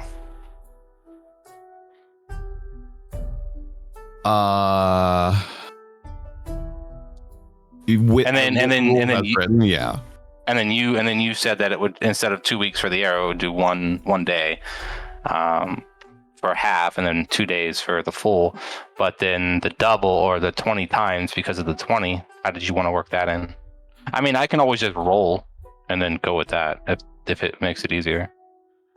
Yeah, because taking a 10 and taking 10 is just being like kind of careful, but taking 20, I mean, you're going full on like movie montage here, right? Like you're getting on your Warhammer painting glasses, and you're getting out you're spending time using a different knife to sharpen the knife that you're going to carve the tip of the arrow with, and you're And you're testing the balance, and then you're shaving off a little bit more, and then you're testing the balance again, and then you're putting in a feather, and then you're testing the balance. Like taking 20 is like going hard, Not to mention, do you have a small bag of arrowheads already made? Yes. No. So I already have the stuff for craft and craft fletching because I took the skill and I bought the stuff to make them too. Right. So. Okay. Because I was gonna say you can't just have the shafts and the fletchings. You also have to have the arrowheads too. Yeah. I knew my plan was because I knew I wasn't starting off with a magical weapon or even a masterwork weapon. So my plan was to craft my masterwork arrows and try to use those. Yeah, absolutely. No, I think it's a good idea. And when you think of it in kind of that, like it's an almost passive thing that you do. Like I said, it's essentially your downtime activity. Then it's not so bad because it's just like, oh, every 2 days I make a masterwork arrow, like more or less, no matter what. Right. I mean, not quite, but because occasionally you'll fail a roll or whatever. But, all right. So I think when you think of it in that context, you're not spending, when we say day, you're not spending 24 hours. You're spending like your downtime after dinner. All right. Well, I don't think I'm going to do masterwork then because with the normal roll, because you said it was DC was a 20, so I need a 16. So I don't see myself doing that. So I'll just, I guess, make normal arrows for now. Okay. Until and that's something that we can figure out and kind of work towards too, right? Like you can get masterwork fletching tools that'll give you a +2, yada yada. So if that's something that you want to do, like we can definitely find a way to make that more viable for you. I feel like this is just part of the training montage where you're just doing your craft. Exactly. Mm-hmm. All right, so here's my roll. I'm just gonna click it in Foundry for the normal arrows in. It won't work in Foundry. Oh, I thought I had it already built in. Anyway, you did. You Foundry's weren't here when broke. we were talking about that, but yeah, Foundry is foobar right now. You have to Still fun of them in Discord. It's because this module isn't being updated, so I'm on like 6 to 7 revisions, or prior, not up to date Foundry to make this one run. /R, and it brings up a prompt.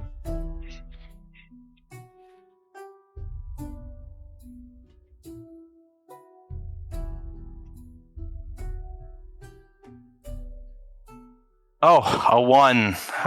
Great. Perfect. See, that's why you take those 10s and 20s, because then you don't have to worry about it. Although normal arrows are so inexpensive, you're still going to make some. You're not going to crank out a whole huge pile of them, but you're still going to make some. Because even like 5 times 12, right? So you make 60 silver worth of progress. So you make what in each arrow is a half of a silver. Cost to make is 2 copper. Or are we going by the base price? Yeah, so it's 5, so half a silver. So you could still make 120 arrows with that roll, which is like I said, where it all of a sudden gets weird in the other direction. Well, all right, looks like I make 120 arrows. But do you critical fail checks in 3.5, right? Not on skill, not on skills. Oh, skills. You can absolutely critical fumble like a tumble or a jump or yeah. No, I thought in the book it says that the only thing, because you can't fail a skill roll. So I could have sworn that was usually what in it skills is they'll have a fail condition where like if you fail by 5 or more is kind of how they handle fumble for skills. So I think in general we do use fumbles for all ones. Okay, that's fine. I don't think that means that you just failed to make any arrows though. Yeah, no. I think especially with how many you were going to make, either you just make a little bit less or you like consume a little bit more of your materials or whatever makes sense. How much materials do you actually have? I bought the kit, so whatever comes with the kit. So the like Fletcher's kit or whatever. Yeah.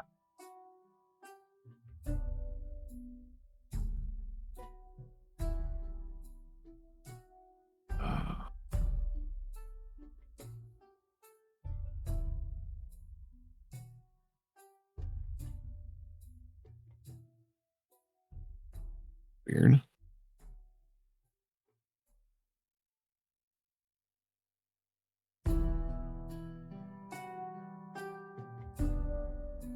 Do you happen to remember, was there one specifically, or was it just kind of like the generic like build a kit?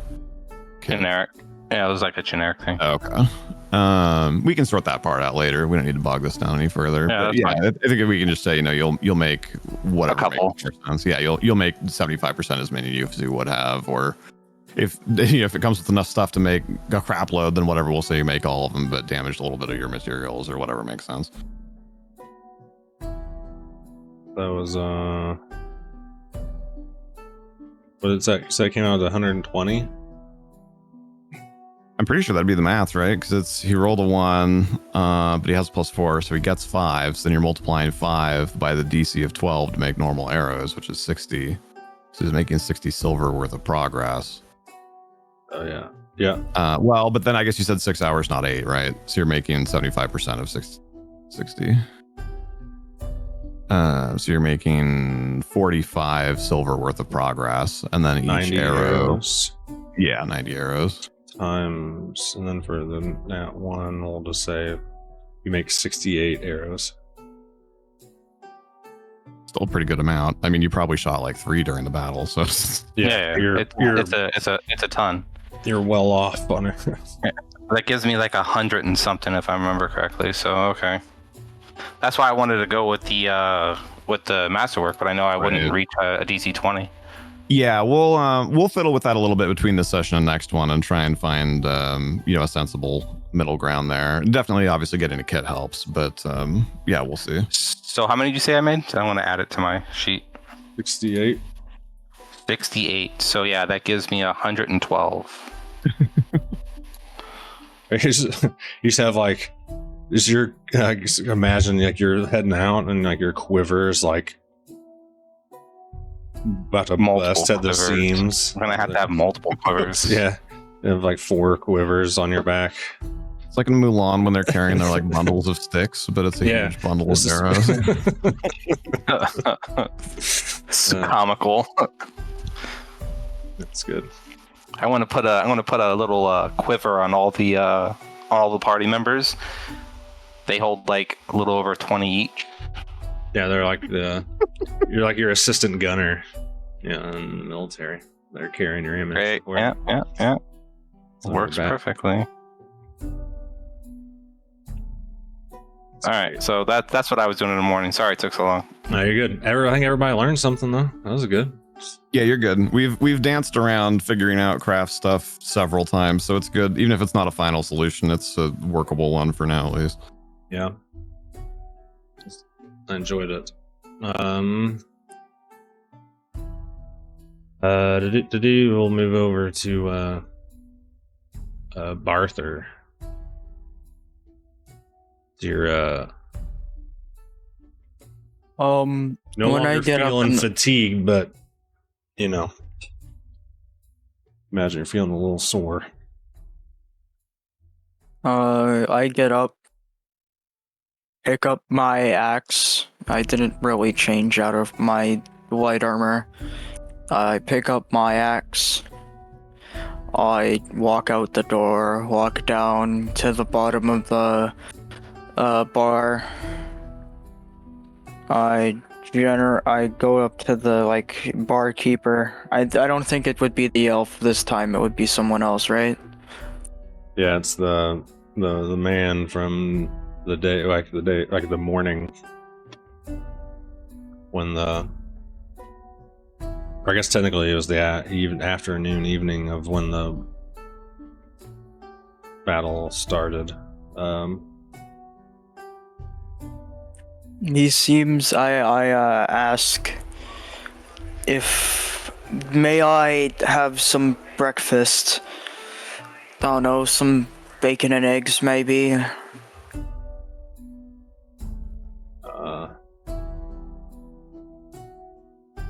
Coming right up. How much would that cost? Or is that included with my room? 3 silver pieces. 3 silver pieces. I slide over 3 silver over the counter.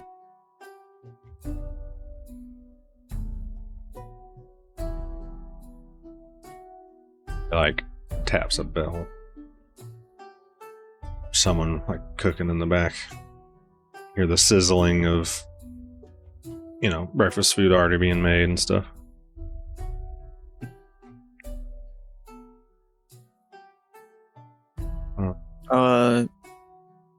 I wait until my food's cooked peacefully at a table. So you head over to find an empty table. Yeah, I find an empty table, sit down at it. I'm still tired and very sore. As I just sit down at the back of the inn, bar, tavern.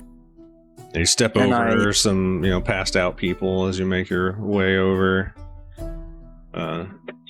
I try and see if I know any of these passed out people. If it's Jimmy or Heian or Thorfin or Shel. No, you don't.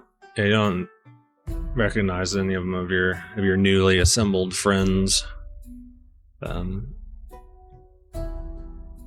Peek under one of the flipped over tables, where the weird corner in the tavern is sectioned off almost for some reason. Tables are making a corner,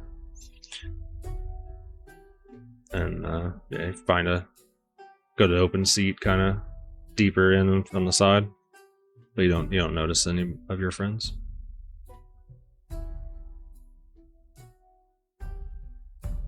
I just wait until I get my breakfast and then I eat it. Okay. When it gets to me, and then I just go to where we said we'd meet up. Okay. Thorfin, how are you waking up?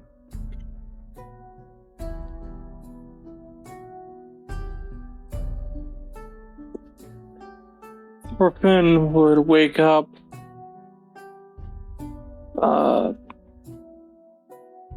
His head swimming a little bit from the drink from before, but not a really bad hangover.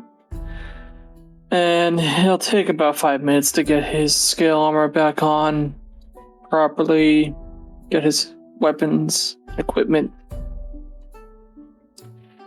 and then head down to the main floor of the tavern.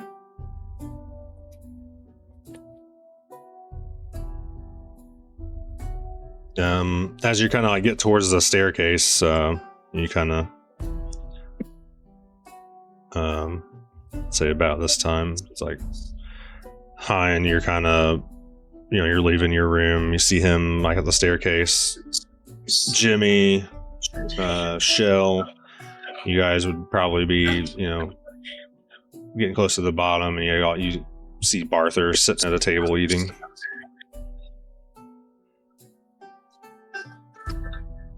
Nice to see he has his appetite. Yeah, I'll walk over to Barther and drape a quiver of arrows around him and say, "Can you carry this?" And then turn to Thorfin and say, "Can you carry this?" And then start looking for the others and doing the same thing. He looks confused. What were you doing? It's been 8 hours. Have you just been not sleeping and just building arrows this whole time? Not the whole time, just part of it. So, they don't need as much sleep as the rest of us. I mean, sure, I'll carry them. I'm very strong, but I'm just puzzled.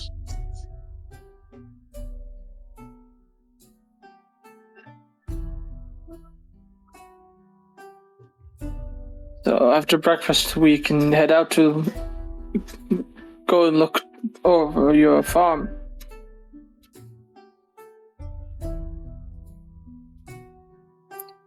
Do you know exactly how far we're here?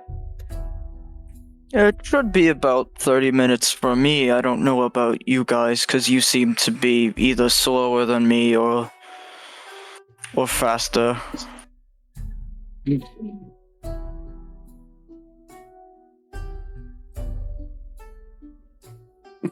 It's about Barther. It is about 3 miles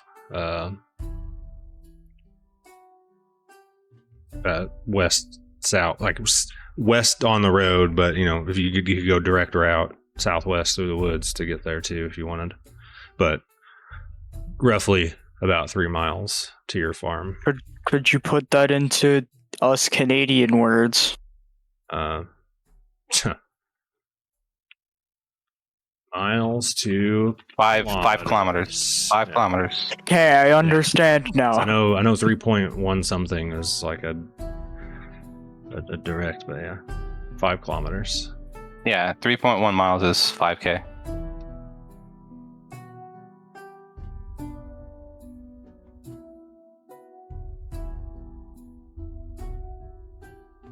Freedom units, huh? I don't use freedom units here in America's Hat. That's good. But yeah, so use that knowledge how you see fit.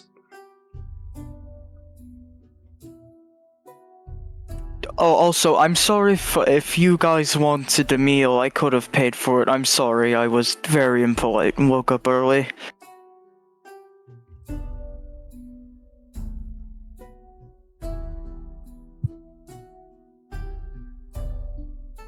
Well, that's quite all right.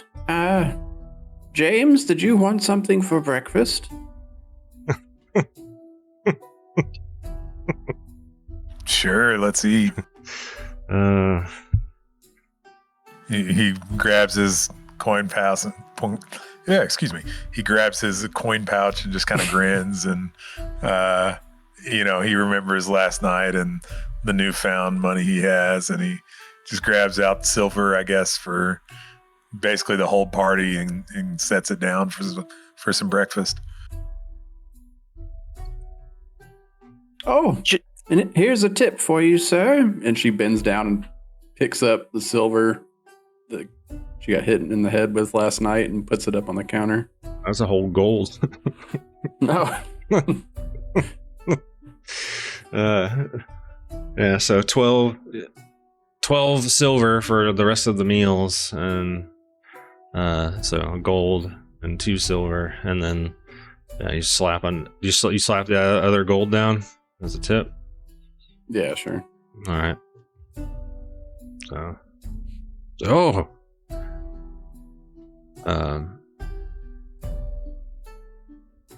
for some reason he's standing there at your guys' table. He's, that's gracious of you. And but nah, he takes the money. He'll be right out. And he's happened to be delivering Barther's food, is what it was. That's why he was there.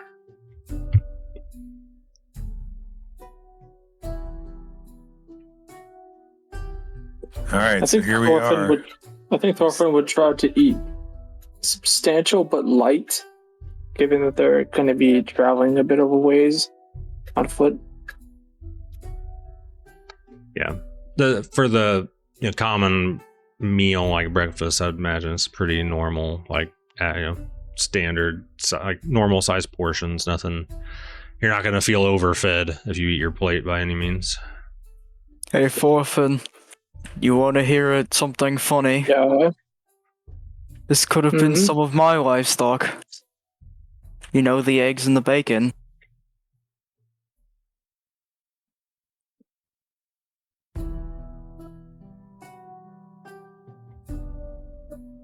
Where's the punchline? Oh no, it's just funny. I provide and I'm eating my own work when I could have gotten it for free. He's a farmer. Barbarian farmer. Your farm is one of many. So logically speaking, you have to pinpoint the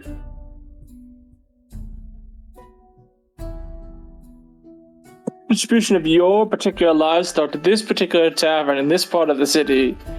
It's very circumstantial, but I think I get the gist of what you're saying.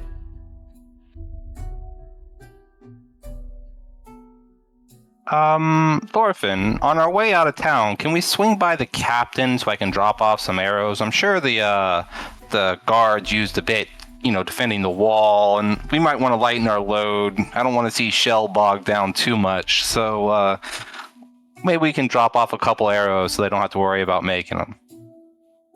That is. Do you have a? Where in the city is the barracks for the garrison?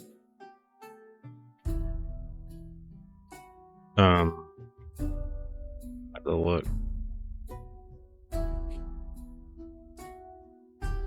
Arrows? These are more like spears to me. And besides, we would want to go to the quartermaster, not the barracks, if we wanted to exchange extra supplies for coin. Oh, I was thinking the captain. That way you could also ask for that reward you mentioned. At the same time of giving something back.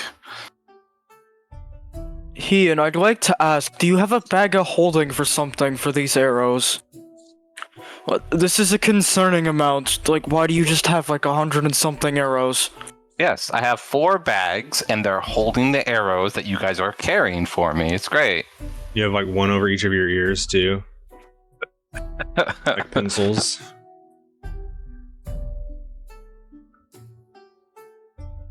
For now, I'm gonna just say it's these lined up buildings over here. Okay. I don't know if Thorfin would really know the layout of Capstone that well. Yeah, so you think it's over here. You'd probably have to ask the bartender as to where they might find the quartermaster. Does the quartermaster give us our reward? Remember, we were in the bar last night. The reward will.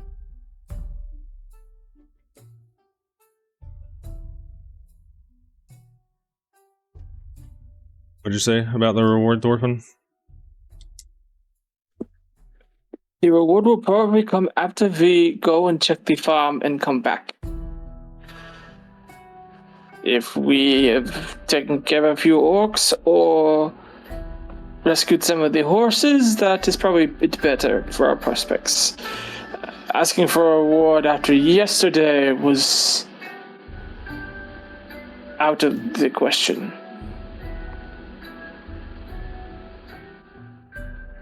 But bearing a good night's sleep, perhaps, and a bit more effort on our part, perhaps we'll get a bit more than was first implied. I thought going out towards the farm, if we found anyone else or got any,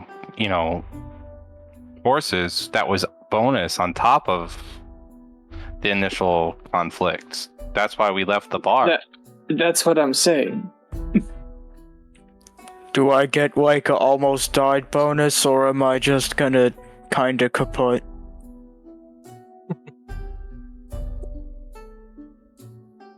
You might get an honorable mention. I don't. Yeah, but something tells me taking perhaps the blacksmith can make a medal for you. I don't know. Farmer Barther, almost died. Hear ye.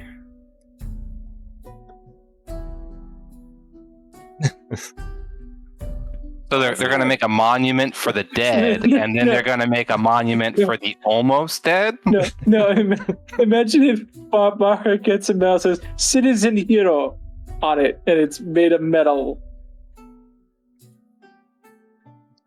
and it's etched, and they give that to him. Citizen Hero Barther doesn't rule follower, doesn't like weapons and bars. Are we even going to be able to travel? Barther, those ruins look pretty fresh still.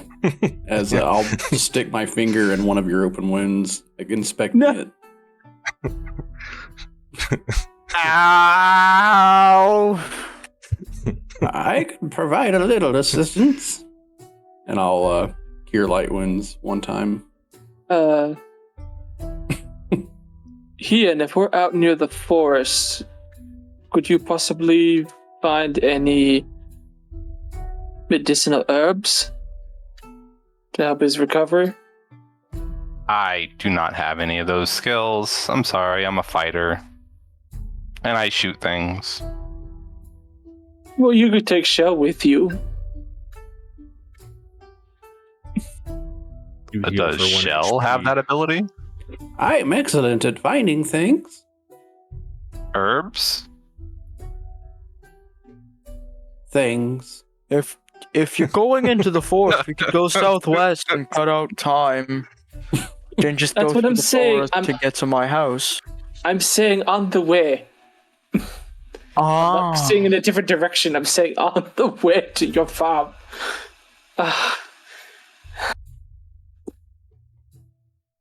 Feeling the frustration, he just drinks a cup of coffee and just walks over the door. After finishing his breakfast. Do you think that Lady Knight, who was pretty badly wounded, is recovered a little bit from my arrow? Almost definitely. She seemed very in power and would probably get the most healing. Unlike the farmer who almost died.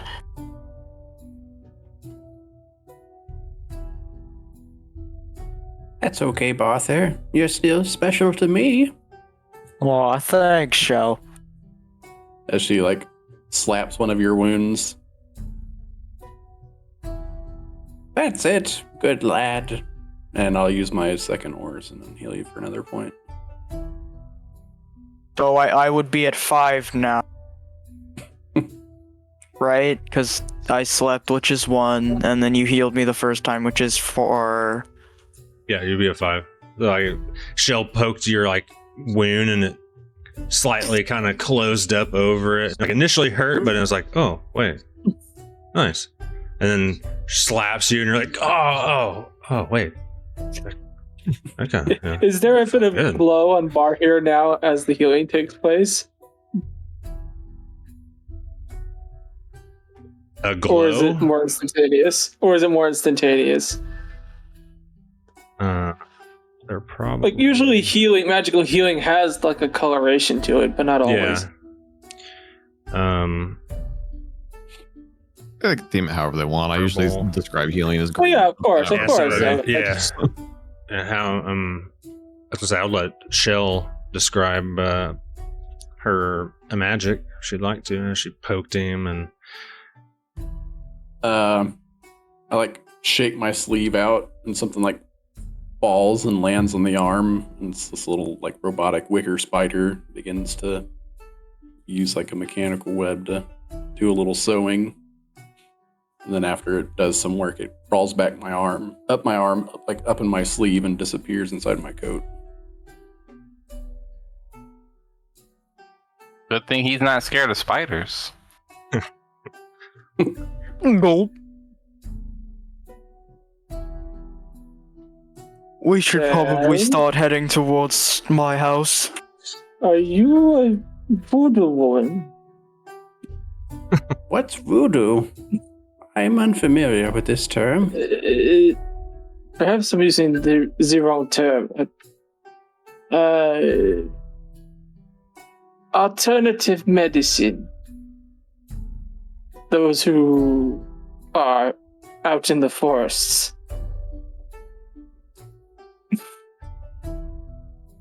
It's pretty standard medicine for my people.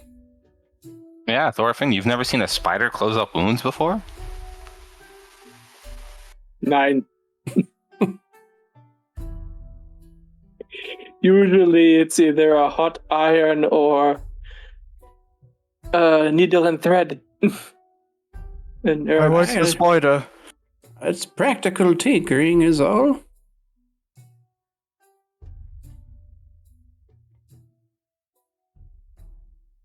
I could fashion you a toy, perhaps.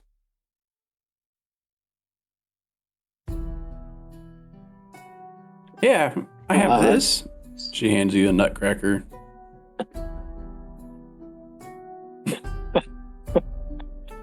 Also, there would be some channels we would have to go through to sell the extra arrows. It's protocol, so we would have to have a purchase order signed by an officer in order for them to log it into their archives. I never said that it had to be sold. I said you give them the arrows and we get our reward. And I go get my cat. I see. Yeah. So you like were just buttering them up. You were just donating the arrows As a reason to talk to them to get their reward. Well, they'll certainly take your arrows free of charge. To get the That's reward. not a problem. All right. So if is going to how far out of the way is going to the quartermaster from the south gate? Is it in a completely different area? I would say it's bundled in those military buildings, but since you need a purchase, like if you're trying to do the reward thing, you could probably go look for Captain Horace, directly instead just cut out the middleman. I think you would know that as well. Yeah, but perhaps, especially if you're going to try and talk about reward. You can just drop him off with him, and then he would know that you did it, kind of thing. Perhaps I think we could leave the arrows here, go and check the farm and come back, and then drop them off. Let our results speak for themselves. And then we'll drop off the arrows and talk to the captain about our payment.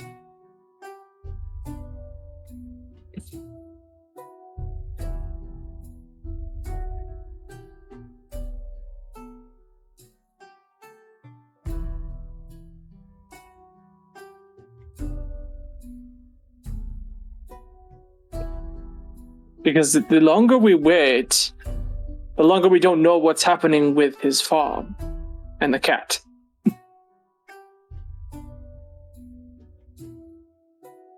What does Jimmy think about all of this?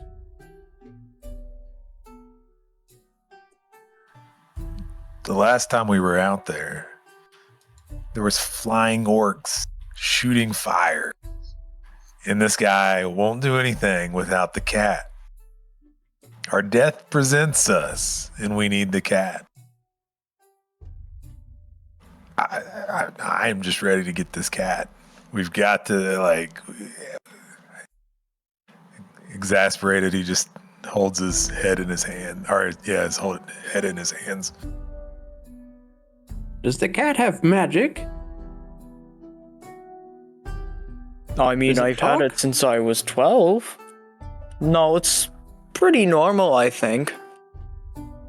My mom gave it to me. It's special because that was the last gift I had before she left.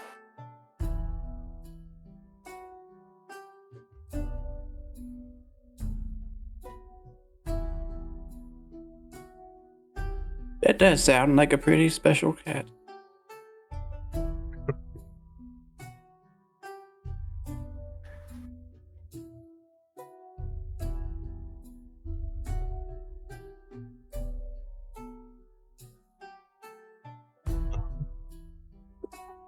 Well, should we be on our way? Jimmy scoots it back from the bar, stands up. Hi. How long have you been here near Capstone? Your whole life? Yeah, about that, my whole life. Been hoping to explore the world a bit, try and find my mom. Other than that, not really. I've just been staying here, selling crops, meat, etc. How long has it been since she left? She left when I was 12. I think it was 12. Because that's when I got my cat. Yeah, when I was 12. Did she ever make mention of where she was from? No, she just said she was around Capstone. She just left. Did your mom hand you the cat, or did the cat arrive after your mom went missing? Oh no, she gifted me the cat. Like for my 12th birthday. It wasn't. As in person, she gave it Yeah, to you. in person. My mom. Okay, so your mom's not the cat. Got it. No, she's not my cat. That would be absurd. There's magic out there that can do that. What about your Vata? Your father? Oh, I think my father's still alive if my farm wasn't attacked during the battle. Well, then there's one more reason for us to go. Perhaps we can rescue him if he's there. That's true. I'm even more concerned now that you put it that way. Ignores Then the let's father, go. saves the cat. Listen, man, that cat's very important to me.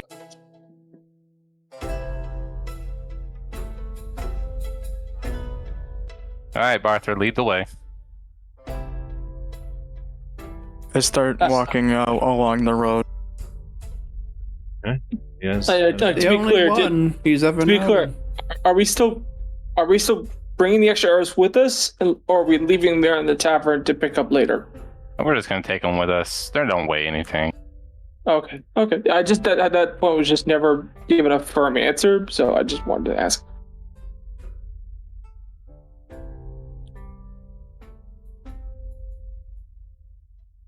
So this will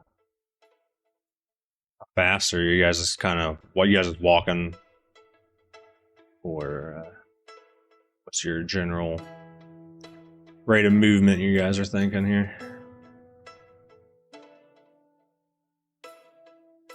I don't know. Like our walking pace is like. I don't know what the average walking pace in miles is, but like. So I think I can look. I'm gonna like look it up and like I have it here. But are you trying to go fast? Because it's based on like, are you going slow? Are you going normal? Or are you going fast? Or like, are you running? You know. I think I'm trying to head there. I think I'm trying to head there like with the quick pace. I wouldn't be able to go very fast because Shel's like dragging a bag of spears with her.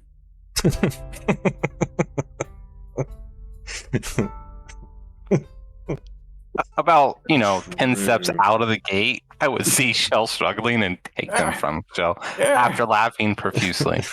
I'd be like, "Oh, okay, I'll take those back, Shel. Thanks." Oh, I can get it. It's okay, Shel. You're so much help. I don't want to burden you. Oh, such a nice man. Thank you. How do things look outside the south gate? I mean, Elf. Sorry about that. Shel, do you want me to carry you? Like, if you get tired or anything, put you on my shoulders. No, I wouldn't want your wounds to split open more than they already are. Plus, that's all the healing magic that I have, so I hope we don't run into any trouble along the way. I'll try and keep myself out of battle.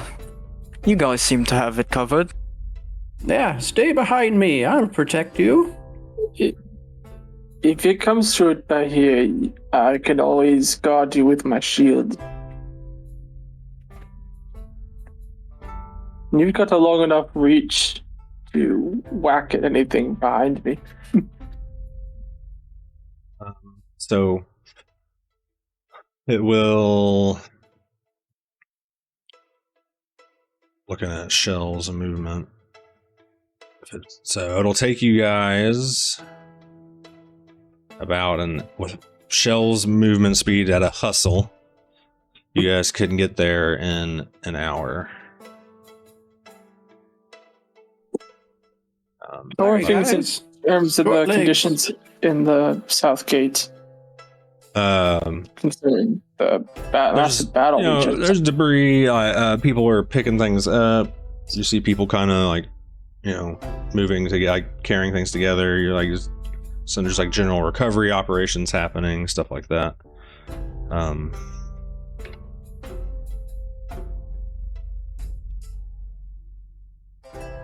You to make a roll.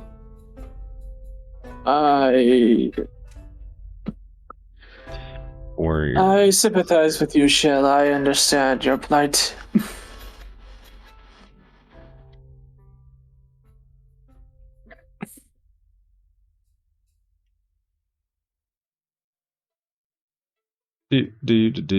So you were on your way to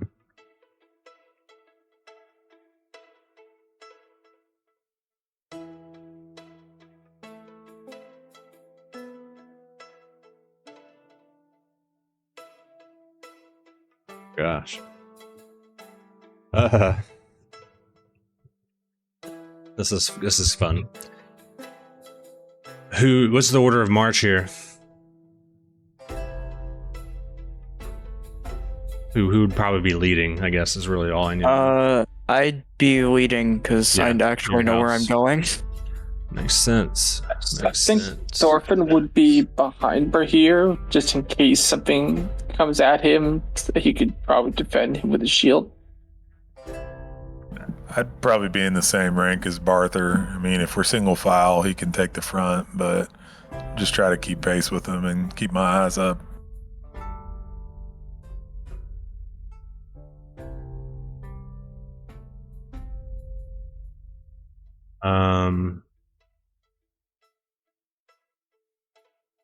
Barther, give me a spot check. Can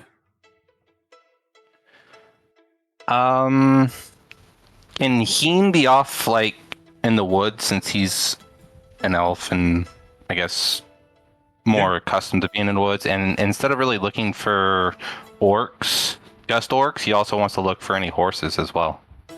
Okay. Tracks, branches.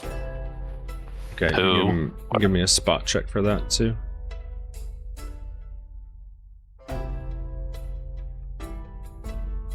17 for the spot check. Oh.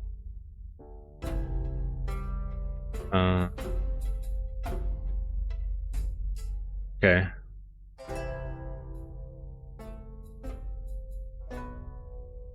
Okay.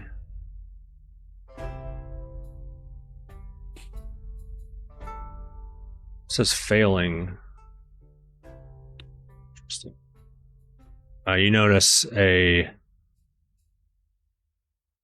heavy, like, glass object kind of stashed, like, on the left side of the road.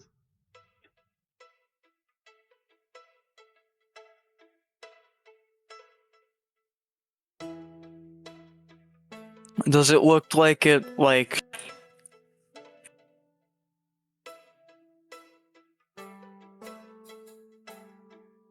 Does it look magical, like, in any way? Like, does it look upfrontly magical?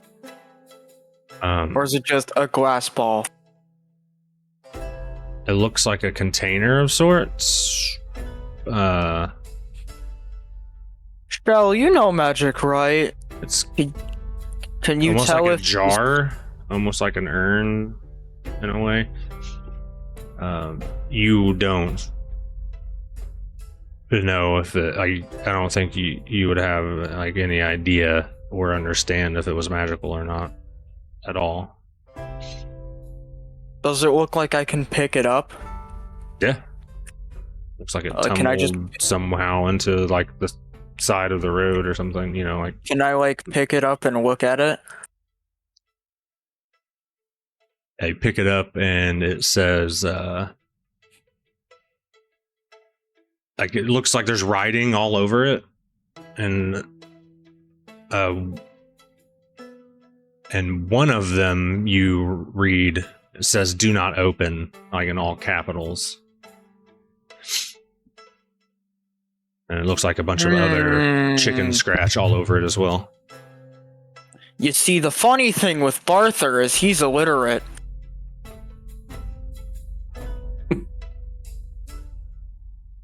So I'm tempted to just open it. But I'm also not tempted to open it because I'm metagaming. But Barther would open the jar. Let's just open it then. I say, yeah, you guys all see him like picking up this jar. Did you do a spot check, Heian, as well? Yeah, you did. Okay. Yeah. The introduction of IEDs, got it. You don't notice like any specific tracks or like evidence to anything currently at the moment. This would be around halfway there. It was an encounter that was happening during the travel. But Hey Shel, you seem like a voice of reason. Should I open this jar? Oh, absolutely. Barther, being the idiot he is, he opens the jar. And It you only might have be 5 trapped, hit though. points. You only have 5 hit points. And he explodes. It was a delayed blast fireball, and he's... Retcon, I'm 45 feet away from Barther at all times. all right. As you open it, you kind of hear like like a wisp of smoke spirals out, and you see like a muscular, like his bottom half is made of smoke, and it's coiling to the jar, and he's like ripped, shredded muscles, and he has like a little Fu Manchu. He's like, I am the genie of this. He looks down, jar, and that's where we're gonna end the session. So if Barther dies, then we don't have to go get the cat, right? So that's true. Anyways, that was a wonderful session with a lot of good role play tonight. I was excited, a lot of funny moments. Finally moved out of Capstone. Appreciate all the players for making it out. Appreciate everyone for watching. Thank you. We love you. Don't forget, 28th is the next session for Group 1, Kingdoms of Rin, and super secret video coming soon on YouTube.